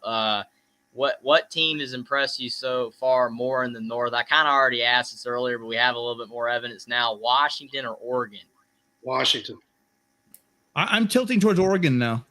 I don't know. Impress me more, or who's better? Oh, sorry. I thought you. Sorry, Tim. Go ahead. Well, I just early on, I'm questioning like everyone is now that the Washington State win. I thought the weak link was gonna be Penix. And I'm not Penix. Sorry, I thought the weak link was gonna be Bo Nix, and I was really I came away really impressed with them after last game. I don't know what you guys thought. You guys threw your W's up, so I see where you're going. What do you think, Chris? Well, my question is, so are you asking who, like, versus my preseason expectations of that team has looked better than how I thought they would, or which team is better? Because I have a different answer. I think Oregon is better. I think Washington, I didn't think that Washington would look like this. And again, we've talked about the Michigan State win, and we don't really know how good that is yet, but when I was talking about UCLA before the season started, I thought there was like a very, very good chance that we would be 5-0 going into the Utah game and still not know anything about UCLA. But now that the game has actually gotten here, right, I think a lot of people will be surprised if we won, where that was not the take, 5 or 6 weeks ago. So I think Washington has looked a lot better than I thought they would. But I think Oregon is the better team. I agree with that. I think it's tough because you don't have really any team that Washington or Oregon has both played yet to determine who's better. Like, just say Oregon play, they're playing Stanford this week, and we'll see how Oregon fares against Stanford, because Washington, we know how much they beat Stanford by. If Oregon beats Stanford by more, that's, to me, usually a good measuring stick to see who's better. Because, also overreactions too, because Oregon coming into the season, everybody thought Oregon was going to win the North by a long shot, and then they get blown out against Georgia, and everybody's like, oh, they're terrible. But then they beat BYU, and now they beat Washington State, and everybody's back on the Oregon train. Everybody was on the Washington train, but then Michigan State's not looking as good anymore, so then people are kind of hopping off. So it's kind of like you're fluctuating your opinion as you go. So it's kind of hard to say who's better. That's why I asked, and just to hear everybody's opinions, because you really can't determine it at this point yet, even though we do have slight evidence. And I do agree. I probably think Oregon is the better overall team because their defense is better with Sewell and Flo and all those guys. Washington's got a decent defense, but if Penix goes down, they're done. And he had health problems. Oregon, Bo Nix is more durable, so it's going to be interesting to see at the end of the day who's better. Really fast on your score comparison point, especially against a team like Stanford, where I think both of those teams are way better than Stanford. I'd be a little bit careful doing it as that comparison, because I think that, to Kalen DeVore's credit, some people might not like this, some people don't. I think he's very much, and Chip Kelly's like this also. I think when Caleb DeVore knows the game's won, he steps off the gas. I think Sergeant Pickles kind of already talked about this. So, like, in both the Michigan State games and in the Stanford game, like, they were dominating both of those games. And then the final score is nowhere near reflective of, like, what the actual game was. So, if Oregon State chooses to run it up instead, I don't know that you can – sorry, if Oregon does.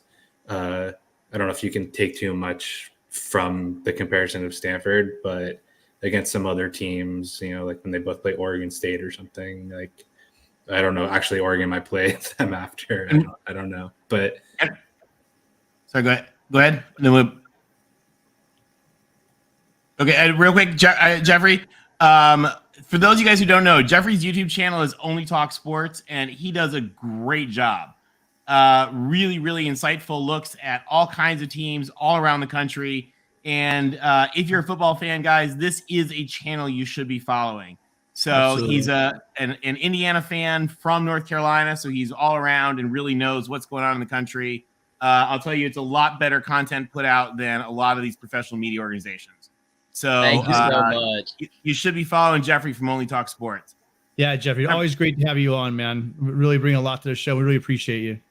Thanks a lot. And when you guys did the link last week, that really helped me out. Thanks a lot. And everybody out there, subscribe to Mark Rogers as well. I'll do that, say that, because he does a fantastic job. And he, was part of the reason that I started my channel in the first place, because, just he does such a great job, and I love sports, and YouTube was just kind of there for me. I didn't really know what to do with it, but thank you guys so much. And I love coming on the show every Wednesday. I would go on Mark more, but I'm just making videos and I'm tired and watching games. I'm tired right now. It's like 12:30 almost over here, but thanks so much. And we appreciate having you next week. Thank you. Thanks, Jeffrey. Talk to you soon. Thank All you. right. Joining us now, guys, we've got Mikey G, University of Oregon guru. Mikey, talk to us about those Ducks. Oh, can you hear us? I think you may be muted. Oh, he's muted. There we go. You got me now? Yeah. We got you now. Hey, thanks for having me. To answer Jeffrey's question, who's better in the North? I agree with Tim. I think it is Oregon. Not that I'm keeping super tabs on UW right now, but I mean, everybody, the talk of the town right now is Penix, right? So you can't ignore that. And the fact that Washington last year had the best defense in the conference when you look at total defense. And I know they have a lot of returning starters this year. So, I mean, that sounds like a complete package to me. And so that being said, I really have a lot of confidence in the way this offense is clicking for us. You guys kind of already talked about Bo, and Tim even kind of mentioned how he's really impressed, and that's for good reason. I mean, he's being very consistent. I think that a lot of Oregon fans want to kind of scrap the good Bo, bad Bo narrative and just go with Oregon Bo, because he really, for the previous 3 games, he's been electric. He's had that one pick in the last game. You could kind of look back on that and kind of wonder if the route was run correctly. He had some float on the ball, but it doesn't matter. He, basically like water off a duck's back, he just came back out and didn't think about it and just started moving the offense down the field on that ensuing drive. So he's I think he's settling more. I think that the offensive line gives him good reason for that. He's working through those progressions, and he's not skittish. Like, he's not just on a 3-second count just rolling out to extend the play. He's actually settling. He's moving the pocket. He's stepping into the pocket.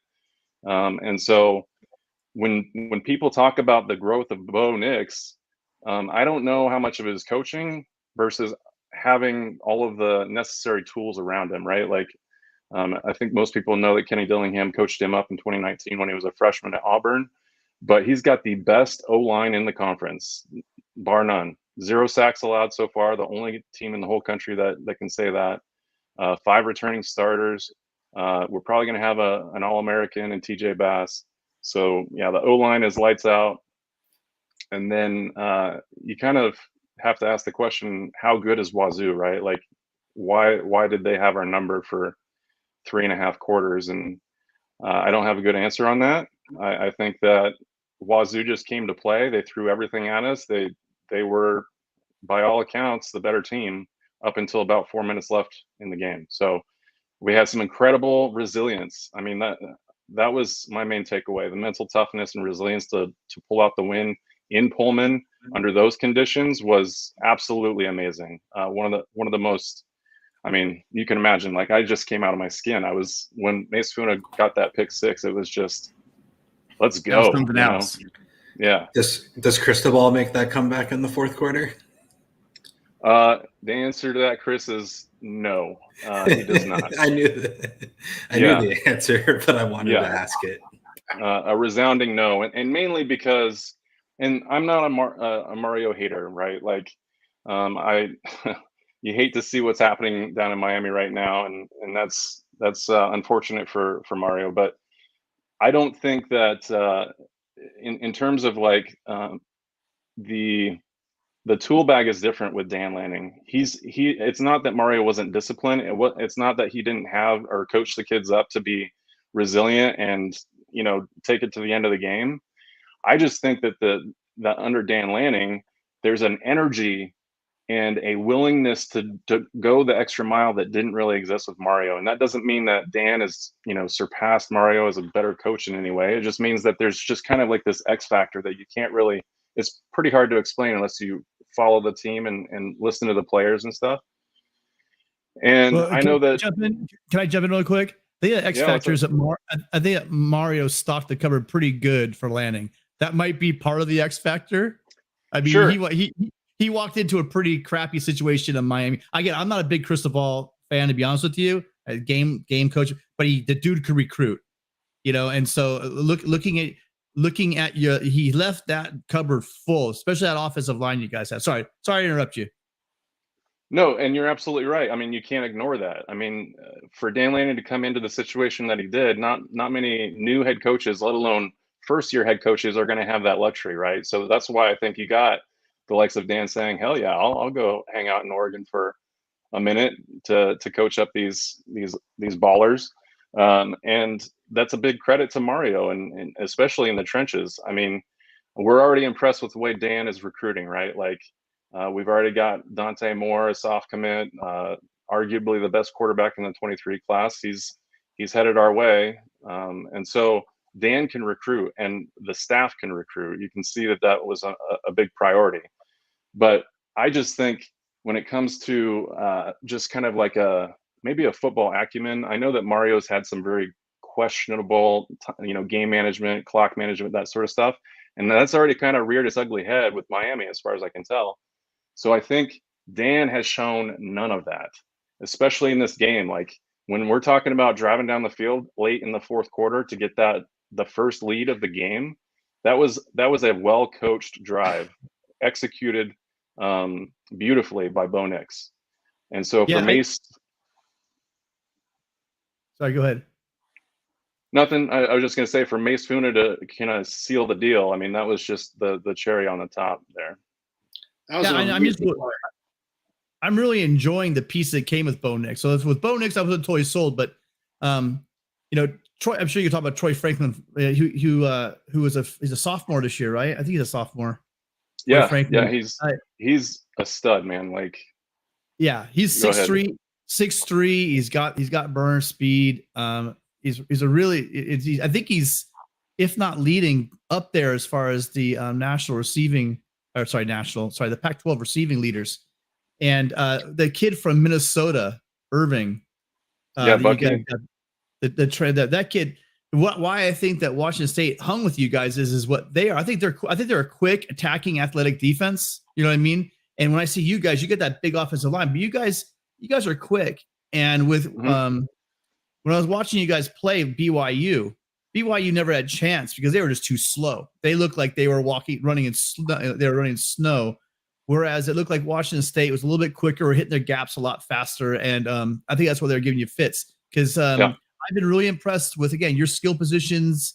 That I think I underestimated how good you guys were going to be on offense. Yeah, I think a lot of people did. I mean, I was.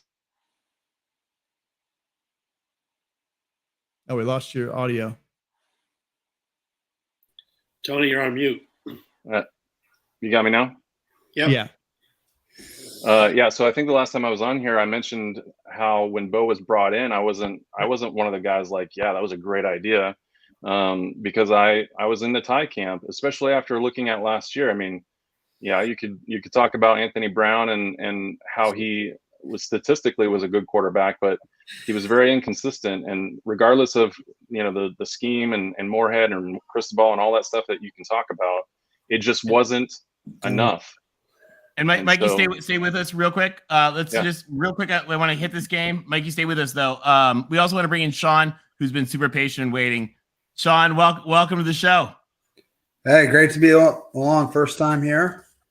Glad to have you. Watched you guys the last couple weeks. It's been enjoyable. Good banter. Sean, which teams are you a fan of? Oh, I'm a Midwest boy. I'm a Buckeye fan and a Cincinnati Bearcat fan, living in the wonderful state up north there. So nice. That's Michigan. If you don't, I grew up there.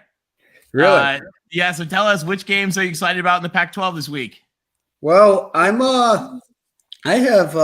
was looking at the lines this week, and I saw Washington giving 2.5 to UCLA tomorrow or Friday night.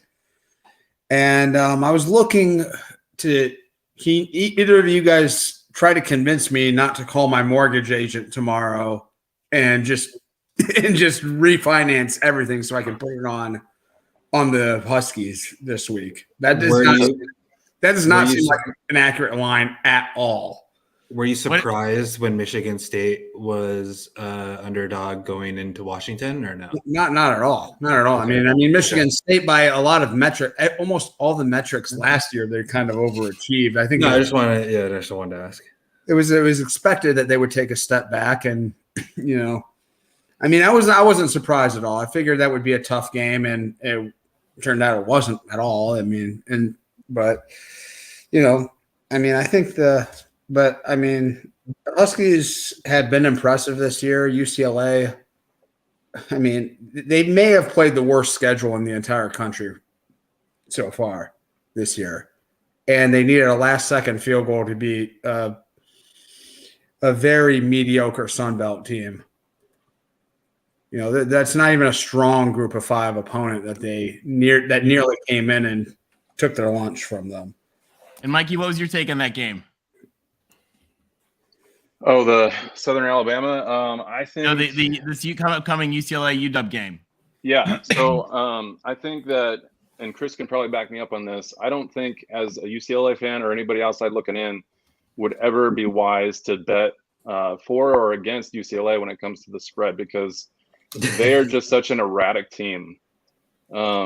Sometimes they do well, and I don't have a good sense on what's going on with the defense. I heard you guys talking earlier about it. They were supposed to be better, but it sounds like it's the same. I think that the 2.5 is I would be surprised if it's much different than 2.5, because it is, regardless of what people are saying about the Rose Bowl, it's still in LA. UW has shown a lot of fight on offense. I like I said earlier, their defense was lights out last year, but I don't think that they're quite there yet this year. So I think that there's something there. I don't think that Vegas makes that point spread 2.5 without doing their homework, right? So I don't know. And they could be wildly wrong too, and in the direction that you don't want it to be. Like, I think UCLA could beat Washington. And so, yeah, I don't know. I mean, that's just my 2 cents on it. And I watched the UCLA game against Bowling Green earlier when I actually put money on them, and that's the worst we played all year. Just to let you know. What'd you say? That's the worst. That's by far the worst we played all year. At the beginning, that was a bad game. The first half was disgusting. It was brutal. It was. I kept thinking, like, Bowling Green's one of the worst teams in the MAC, and I think they were giving like 24 in that game, and it was just like, this is. I mean, they played horribly and still covered, but yeah, that was a brutal performance watching them play. They didn't look explosive, and they made like a million mistakes in that game, and I don't know. Like I say, like I haven't watched any of them since then, but they've played really nobody that should even be within a mile of them, and they still managed to have a scare. So I have one question for you, like on the schedule, because you keep bringing it up. Like, if who in Washington's schedule, like, impresses you? Having we both having played all 4 of those games at home, who that Washington beat is really like oh dang, like, that's impressive. Well, I still think the win against MSU was fairly quality. I think State's being dragged through the mud right now a little bit, but I think they'll have a better season than most people are anticipating. And Stanford's not that good, but they're not like Colorado bad. And Washington went there, and that was not competitive really at all. So, I mean, like, just watching them play, and I saw Penix play for 3 years at Indiana. I know what he's capable of. I know when he's healthy, he's a borderline elite quarterback. Yeah, he could be an NFL quarterback if he could just stay healthy. I don't think Washington's scoring in this game will be a surprise to anyone, even people that think UCLA has a chance. It's a question of whether, when Charbonnet's getting more than 9 carries a game, I mean, there's this UCLA offense, the entire time Chip has been here, even though the defense has not been good, has been perennially great. And so the question is like, do you think, is there a reason to think that this UCLA offense can't outscore Washington, or that there's a reason why Washington can get stops? And compared to last, there is the point, like, our offensive line is not as good, but I think that's the question, is like, do you think that UCLA can score and keep up? It's hard to tell. I mean, I guess they put up this. I didn't watch the South Alabama game, but it's a little surprising to see they only put up 32 against South Alabama in a game that was competitive the entire way through against them. And I mean, we should have lost probably. Yeah, I mean, was there anything that happened in that game that could explain why that was? We fumbled on the 1 yard line. We fumbled again on midfield. There's plenty of execution issues. Granted, both teams can say that, but we certainly didn't play well. Yeah. So, I mean, Washington's a quality defensive team. I mean, my take on this is the two teams right now, if I had to just handicap them, they're pretty far apart in sort of the quality. I've watched 2 games of Washington, or like a game and a half of Washington, and 1 game of UCLA, and the eyeball test certainly leans me to the Huskies, and I mean, the quarterback edge is very, very significant in Washington's favor. I think you're right. Real quick, Sean and Mikey. We just because we're getting close to our time here, and we have a couple other folks waiting. We want to switch you guys out. Final thoughts on the Pac-12 looking forward to this week? Yeah, I already gave my rundown in terms of who I think the winners are this weekend. I thought it interesting that a lot of you guys were kind of leaning Cal in the Wazoo game. I can say with pretty high confidence that Wazoo is much better than people give them credit. Cam Ward is he's a dude, and he can make things happen if he needs to. He clearly did that against us. So that's about it. I think that's probably the one that I'm most intrigued about, other than the UW UCLA game, and then of course Oregon absolutely destroying Stanford and Autzen, Pac-12 after dark. It's gonna be a fun one. Yeah. Interesting to see how Oregon State can play traveling on the road or with an early kickoff against Utah. I think this would be a big test if they're for real. They can prove a lot, even I think, in that game without winning. I mean, I think everything sort of leans to sort of points to kind of a Utah route in that game. And if they can keep that competitive for 4 quarters, I think that they're a real potential threat in the North. It's going to be good. Hey, thank you so much for calling in, Sean. We really appreciate having you. All right, no problem. Have a great one. All right, we'll talk to you soon. So joining us next, we've got Beeve extraordinaire Connor Johnson and friend of the show, Will ND. Connor, welcome. Hey, we really loved chatting with you the other day, live from the stadium after the game. So it was a lot of fun, and you're always welcome to do that. Tell us, what do you think about the Beeves going ahead this week? Well, I'm surprised Mikey didn't. I think that game's getting slept on. I think it's probably the best game this weekend, or at least it should be in the conversation for the best game. It's funny. Will called in the same time as me last time. So what's up, Will? What's up, Connor?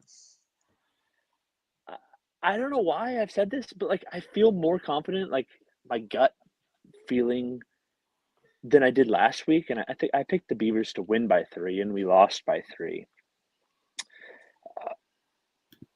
with Keithy being out, their best weapon, and Musgrave being out, our best weapon, I think levels the things on offense.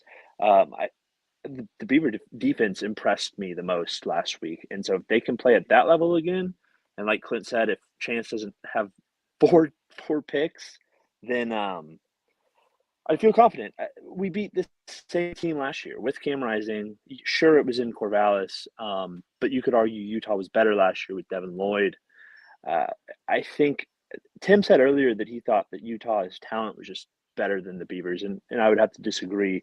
Rewatching Utah's games, we look faster. Our lines, both of our lines, look slightly better. They have some NFL corners, and so do we. So I feel confident. I'll just leave it at that. All right. Well, one thing you count on your defense did a great job, and no one's taking anything away from him. But you did watch Caleb Williams throw a bunch of bounce passes and throw for under 50% in the game. Part of that was your secondary, but part of that was he was just off. I don't think you can rely on Cam Rising to be that off. The guy is a stud, and he'll be playing at home. Caleb was off. A lot of those, though, were dink down passes, so they would have only resulted in, 10 yards, which could have been the difference. I don't know how much credit. Connor, I've watched all those dink down passes. John Martinez go for 40, 60 this year, so it may have been more. Yeah, we have to give some credit to our pass rush. We only got to him like once or twice, but he never felt comfortable, and I think that was partly crowd noise. So we'll see. Going to Utah, I think Larry said earlier, the fact that it's early is a benefit to the Beavs, because I don't know if it's going to be as rowdy as it normally is in Rice Heckles. Sucks it's on the Pac-12 network again. So this is before the season. I had 9-3, 8-4. After last week, I think Chris might be onto something. It's a stretch to say 10-2, but because we have to play Washington, Oregon, we have to go to Seattle, and then obviously Utah this weekend. So it'll be fun.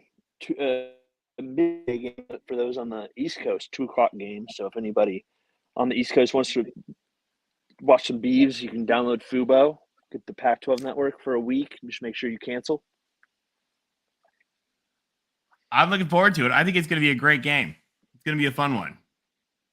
I think so too. The Pac-12 as a whole, I don't have a good enough argument yet to call in a Mark's show and say that we're the second best conference. But if you look at 6 and maybe even 7 teams, including UCLA, those are all quality teams. And the Big 12 has the argument that everybody's good in the Big 12, but the Big 12 I don't think has the high-end talent. It was supposed to be OU and Texas, and they've been shaky. I think if you look at the top 6 or 5, including the Beavs, everybody says the 4, but I think bias, obviously, that throw the Beavs in there, that top 5 all should be favored in bowl games, depending on CFP, obviously, maybe not. But I'm almost ready to pull the trigger and call into Mark's show and get into a heated debate. Well, I'll tell you, the Pac-12 is back to its normal state. And, not some of the teams will prove to not be quite as good as we think, but the Pac-12 is back to its normal state. I mean, there really are, 6, maybe 7 teams worthy of ranking. We've got 3 teams in the top 15. It's really exciting that after a couple of silly down years, we've got the conference kind of back where it should be. And one thing I have to point out is this stuff just like preseason rankings, just like rankings in week 4, 5. It's fun, but they really don't amount to much, right? And really for the Pac-12 to change perceptions nationally, they're going to have to do something like, I don't know, maybe win a bowl game. Let's start there. Let's win a bowl game sometime in the winter so that we can say that we're back, because I think it's a bit premature. We've looked good in the preseason. I gotta say, I don't think we really have any massive marquee wins at this point. The ones that we thought were going to be our big wins have kind of have had the shine has come off of them, let's say, for the out of conference games. So unless I'm forgetting one here or there, it wasn't like last year where you guys, where Mikey's guys went in to the shoe and beat Ohio State, or UCLA going and beating, which turned out to be a bad LSU team. But even then, the Pac-12 didn't get a lot of respect. It's going to be in those big bowl games, and I do think that the talent's there. I think the coaching, they're talking on the Pac-12 network about the coaching. The coaching level has improved, top to bottom, as far as the coaches are concerned. So that's going to pay dividends. But let's just hold back on second, third, fourth place for the Pac-12. Let's see how they do when they play some quality competition in the bowls. I think we might get 8 chances in bowls, so it'd be hard to go winless again. And you never know. It's the Pac-12. You never know. You never know. You never know. Exactly. Will, hey, what do you think about the Pac-12 coming up this week? It's going to be a fun week. We really got some good games going. Of course, the UCLA Washington one's going to be the one that everyone's going to watch. But why does it have to be on the Pac-12 network? Like, I'm going to cry. Why? This game should be on ESPN, ABC, CBS. I don't know. It's just driving me crazy. Which one? Pac-12 is doing this. Oregon game? State. Oregon State. Oh yeah, that is on the Pac-12 network. Mm-hmm. Well, that's a great comment and question, Will. And I think Jeffrey made a comment that he didn't even get to watch the SC Oregon State game. That's a shame. Yeah. So fans from other part of the countries, much less media, people are who talk about college football. This is the position that the Pac-12 is in. Not only are we a victim of our own geography, but we're a victim of Larry Scott and the gift that keeps on giving, the albatross on the Pac-12. Here's a year where we actually have a lot of good teams that nobody gets to see. And, that's an issue. Now, luckily, UW and Washington State, it's going to be on a Friday night. Washington is going to be on Friday night on ESPN at 7:30. But 3 of the Pac-12 6 games are going to be on the Pac-12 network. And then you've got 3 other games that are going to be on starting as early as 10:30 East Coast time. So you got USC, Arizona State, Saturday night, 10:30 Eastern time. You got Stanford, Oregon on FS1 at 11 o'clock on Saturday night. And you got UCLA and Washington at 10:30 East Coast time on Friday night. So, diehard fans will be able to see them because they're on a regular outlet. But that is the problem that the Pac-12 will face, is that the other major networks get their pick of the best inventory. And the Pac-12 just doesn't move the needle because of what has happened in previous years. And now that we do have good teams, unfortunately, they're put in like in the back rooms of the house. You're kind of wall off. And it is, and the contract has some complications. Hey, I just want to give a shout out to Lemansky. Lemansky, thank you for your support. We really appreciate it.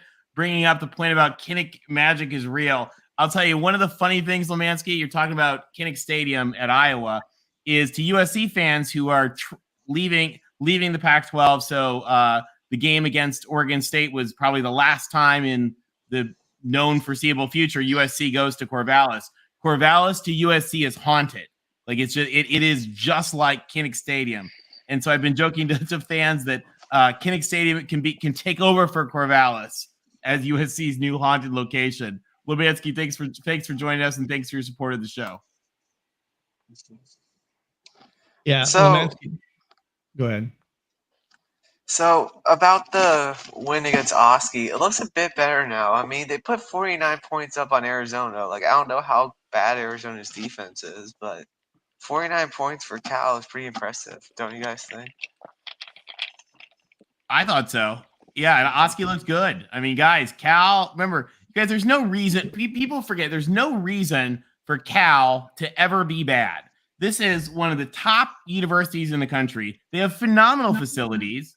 They're in like the number 1 recruiting state there is. It's a beautiful campus. Like, okay, there's no reason for Cal to ever be bad, and they've been bad. So hopefully they can be back. rejoining the show real quick because we're talking about Cal. We've got Alex joining us again. Alex, are we slandering your Bears? Well, you've been saying something that I've been saying for years is we've never had a talent issue. Like we can get our share of 3 stars, and we have 2-star guys who may not get drafted, but they end up starting on Sunday. So we've never had a talent issue. The priorities in Berkeley, like athletics is, we don't have a lot of fans showing up these days. The priorities for, administration wise just aren't quite there. So, but yeah, we have the talent, and it's, can we have the coaching finally up to par of where it's been? And I mentioned this earlier this evening that we shuffled the offensive line quite a bit after what happened in South Bend, and it would that game would have looked a lot different with what we had going on against Arizona if we had installed that a week earlier. So it's I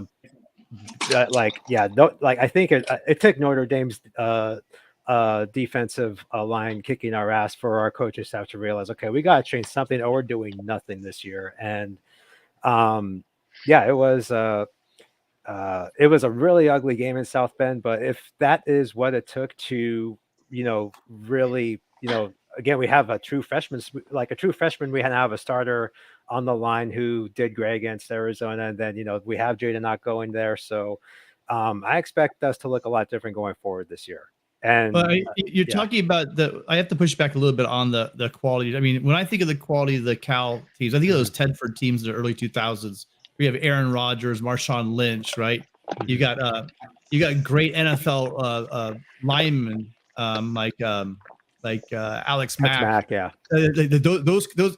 Those are the kind of guys when I think of like what Tony's trying to say is you guys have the ability to recruit at a very high level, but I think the problem is we haven't been seeing that for quite some time, which leads to losses, which leads to fan apathy, which leads to where Cal is right now. And real quick, we also want to thank Tide Guy. Tide Guy, thank you. We really appreciate that. Thank you for the pesos.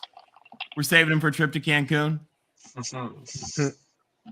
But yeah, I mean, I picked Cal to win. I think Mikey's got me rethinking it a little bit, but I just think the running game. You guys are hot right now, and I think that Washington State is come from a letdown game. It's gonna be tough to rally and get back in this game. So I still have you guys winning, but I just would really like to. I mean, my question is you guys, I think you need to move at coach. It just doesn't seem like he's just not bringing in the kind of guys you're going to need to be competitive. With Washington's emerging, Oregon's already there. Utah's been what Utah's been, and then Johnson Smith's got a lot going on at Oregon State.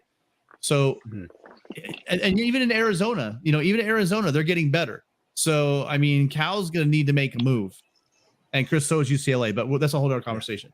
So the UC system needs some new coaches, but Wilcox is in year 6, right? I mean, the only guy who's been around longer is Kyle Whittingham. So if we can capture what we did last Saturday, then we can do better than this, 6-6, 7-5 stuff, maybe.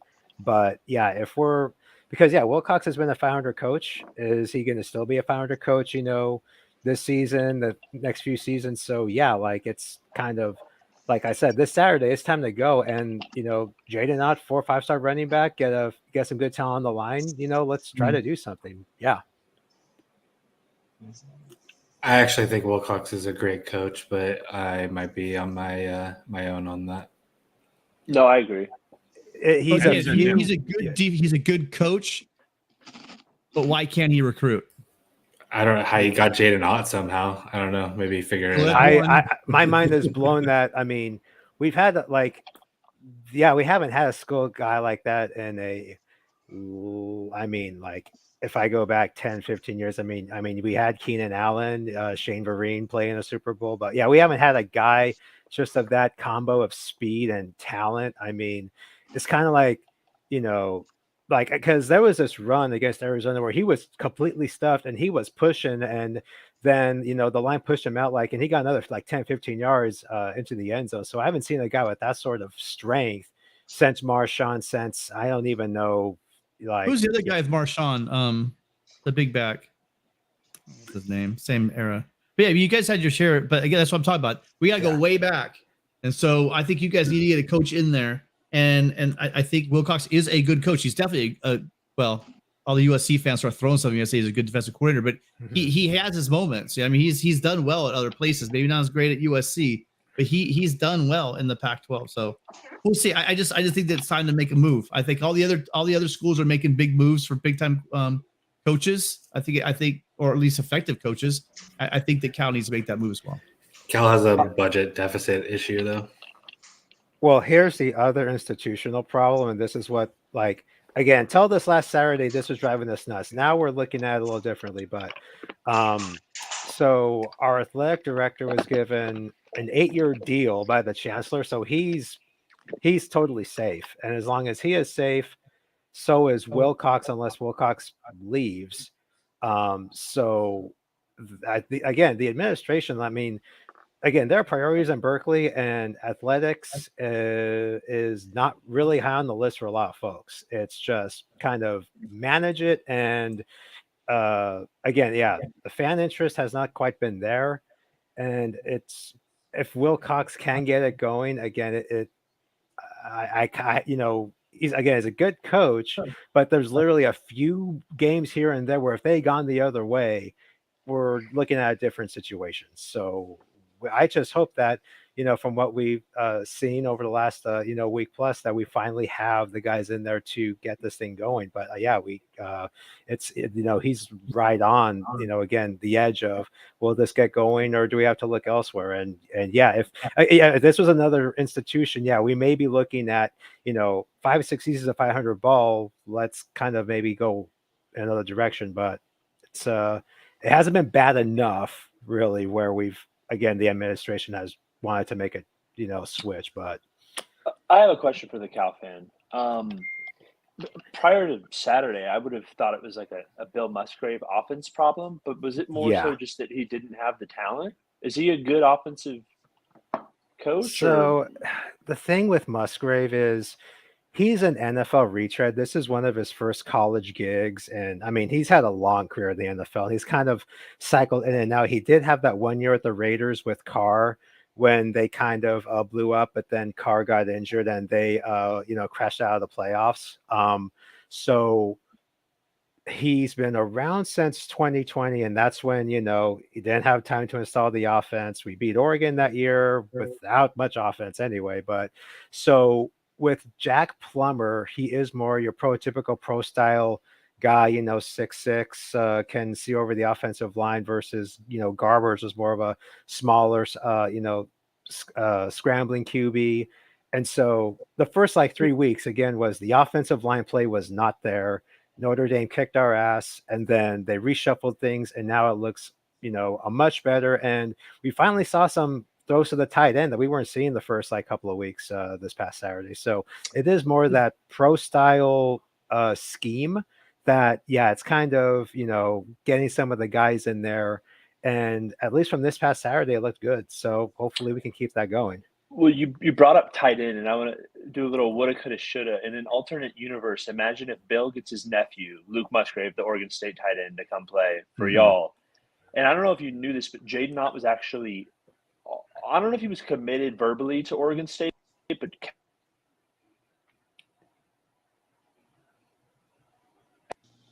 y'all lost me. Jaden Ott was committed to Oregon State, at least verbally. Maybe, but it was like a coin flip between where he was going to go. I think I wish Oregon State had that talent. I think he was also an Oregon commit, right? He may have gone. He might have flipped around a few times, but yeah. So again, I'm a beast. I am amazed that we have a guy like that in here now. I haven't, because I knew Righteous again against UC Davis. I kind of thought, well, I haven't seen that kind of speed from a guy, and since I can't even remember, almost a break. I mean, he's still a young freshman, but kind of thinking Javid Best, who actually became an Olympic sprinter. He has, again, that toughness like Marshawn. So, I mean, he really is the complete back. And, he's going to, be on a lot of lists if we can, keep him going like last Saturday. Yeah, before that game, I had Cal as a check in the win box for Oregon State, but I don't know anymore. I mean, every team in the North, I don't even think you should take Stanford lightly because of Tanner McKee. Cal, Wazoo, this is a big game. I think the most probably slept on game would be this one right here. It's seemingly a coin flip. It's in the Palouse. Yep. Yes. Okay. Yeah, I don't know if that sways too much. I think the panel mostly was picking Cal, but I don't know what it's kind of hard to look at Washington State after that. Like again, there's Coogan it, then there's exquisite Coogan it, then there's 22 points in 3 minutes, and how do you if they were going to do anything this season, that was it, and I crashing and burning like that. Like, how do you come back from that? As what we're, that's really going to be the key here. So, well, but again, when the Beavs do, and if the Beavs can turn it around, the Cougs are right there too. This is a big one for both teams. I could see Cal or Wazoo, the winner of this, going up, and the loser kind of falling back down into the depths.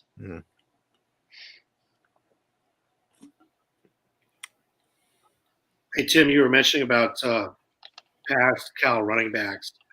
A couple other names, Justin Forsett and J.J. Arrington. I was thinking of Forsett, and the Arrington. Yeah, Forsett played in the league for a bit, and Arrington, he had a 2,000-yard season in 2004, but almost got no attention because we were just kind of the second team that year in the Pac-10 behind SC. But yeah, after that, and then there was Marshawn, and then Shane, and then since then there hasn't really been a lot. Yeah, it was a hell of a run, and and Tedford had it going there, and that means it can be done with the right coach. Yeah, I have other thoughts on Tedford that aren't related to football. Really, the one thing that really pissed off a lot of alumni that came out years after was our APR in the final seasons was the worst in the FBS, and again, priorities. Well, Marshawn Lynch didn't really, when I've heard him talk, didn't really come across as a. I mean, all the guys who left. So I mean, any guy, if you have to leave early, you leave early. I get that, but again, you kind of have to balance things out, and SC is never going to have a great APR, and if we're going to have guys that leave early, ours isn't going to be great either. But it can't be bottom in Power 5. Well, no, ours got really good under Helton. Yeah. Of course, we were terrible at football, but we had some pretty good student athletes. So I guess it's what you're looking for, priorities. Right? Yeah. What is APR? Academic performance rating. Yeah. Yeah. Sorry, leave it to the Beeve to not know. I'll say the irony. I wasn't going to say it. But I'm just going to let that one go.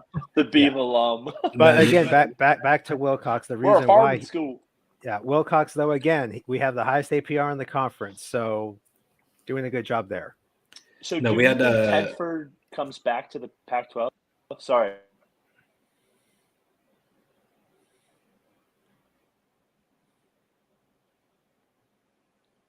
Oh, Connor's having some issues with his internet. Maybe Tony too. On the APR thing, real quick, that actually a similar story with Jim Moore at the end of his tenure, where I think it almost got to the point where they're threatening to take scholarships or something.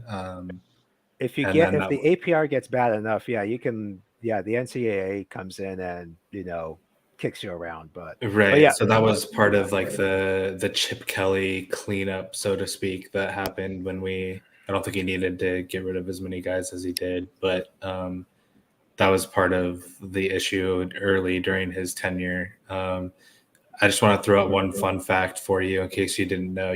That Deshaun Jackson went to Cal because he couldn't get into UCLA, right?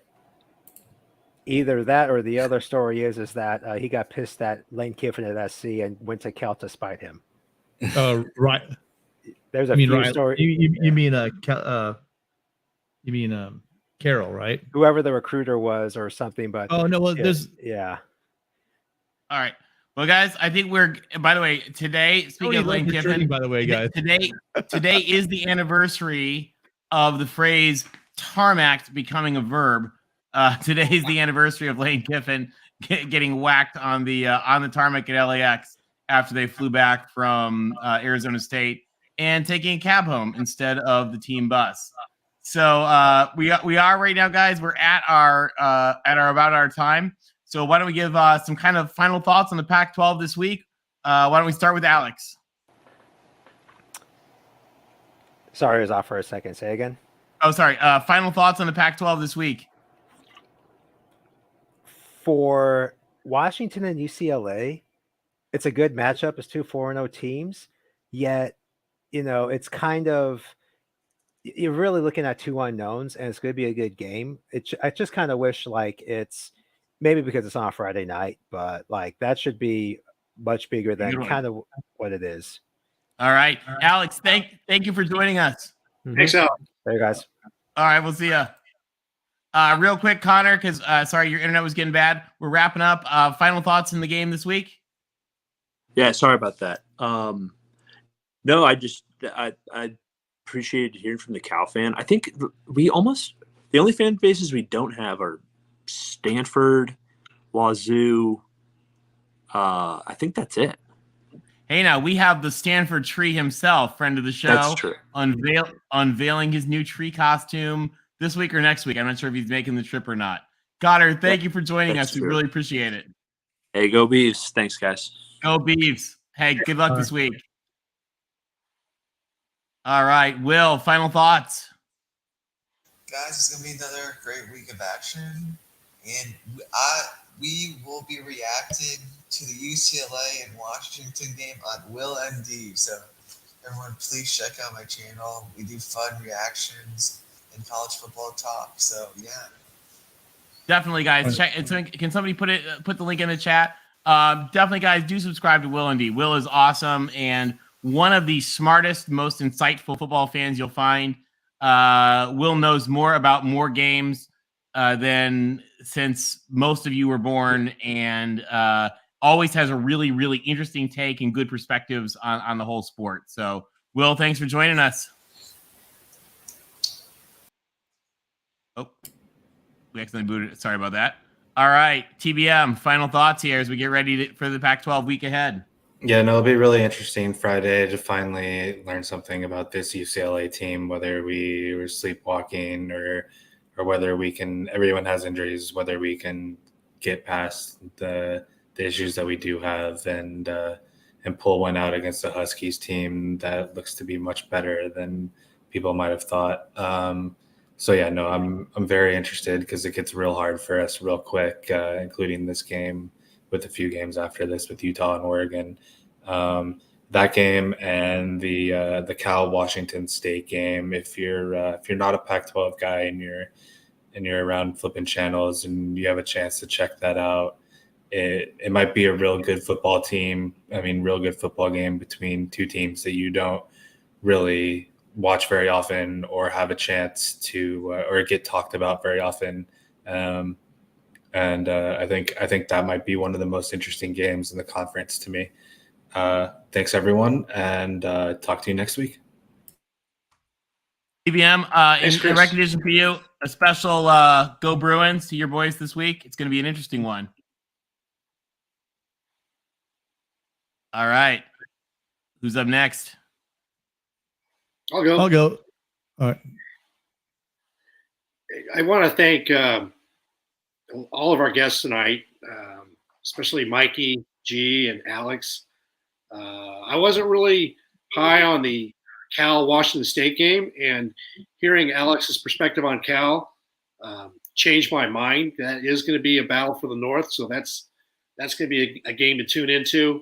The two games I was looking at was UW and UCLA for the reasons that we're going to get to find out what these teams are about on Friday night. So they've got their stage. That's a major game on Friday night. A lot of eyes will be tuned into that on ESPN 7:30. And then I'm very intrigued by Utah, Oregon State. Give us a preview for USC going to Rice Eccles in 2 weeks to watch Oregon State compete against the Utes in Salt Lake City. So should be another great action, not only in the Pac-12, but the rest of the country. Looking forward to it. Thank you. See you, Rick. Yeah, Tony, the last game, the game that we have been talking about a lot has been that California Washington State game. But I also think that Washington UCLA game is going to be interesting.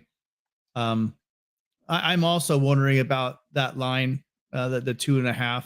I still think that the Huskies are able to go in and take care of business in Pasadena, but it's going to tell us a lot about this UCLA team and a lot about the Washington team. I think we kind of know who the other teams are. I think that because of the teams that Washington and UCLA have played, we don't really know that much about them. I do think we'll get a good idea when they play each other this weekend.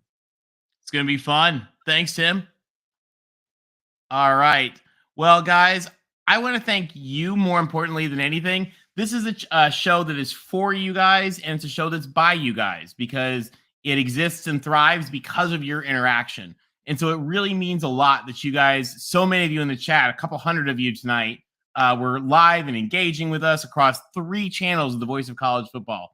Mark Rogers' Voice of College Football community is a really, really special place. And we created this show because there really wasn't a lot of talk about the Pac-12 on some of the other channels that sort of always dwell into the usual SEC, Ohio State, blah, blah, blah, blah, blah. And so we thought that this would be a really neat opportunity. And we really appreciate having you guys share your time with us. So thank you again. We hope you'll join us next Wednesday for the show. And especially we hope you'll join us for our very, very special show. Unlike anything that has ever happened on the Voice of College Football channel, we are bringing a CEO to you guys to answer questions about what it's like to actually run an athletic department as a university president or chancellor. So Dr. Chilton, Chancellor of Washington State, is going to be with us on Tuesday at 4 p.m. Pacific, 7 p.m. Eastern. So Tuesday, 7 p.m. Eastern, 4 p.m. Pacific, with the CEO of Washington State for a very, very special Pac chat show live with the CEO. Thank you guys. Have a great night. Fight on, Trojans, and back the Pac. We'll see you all next week.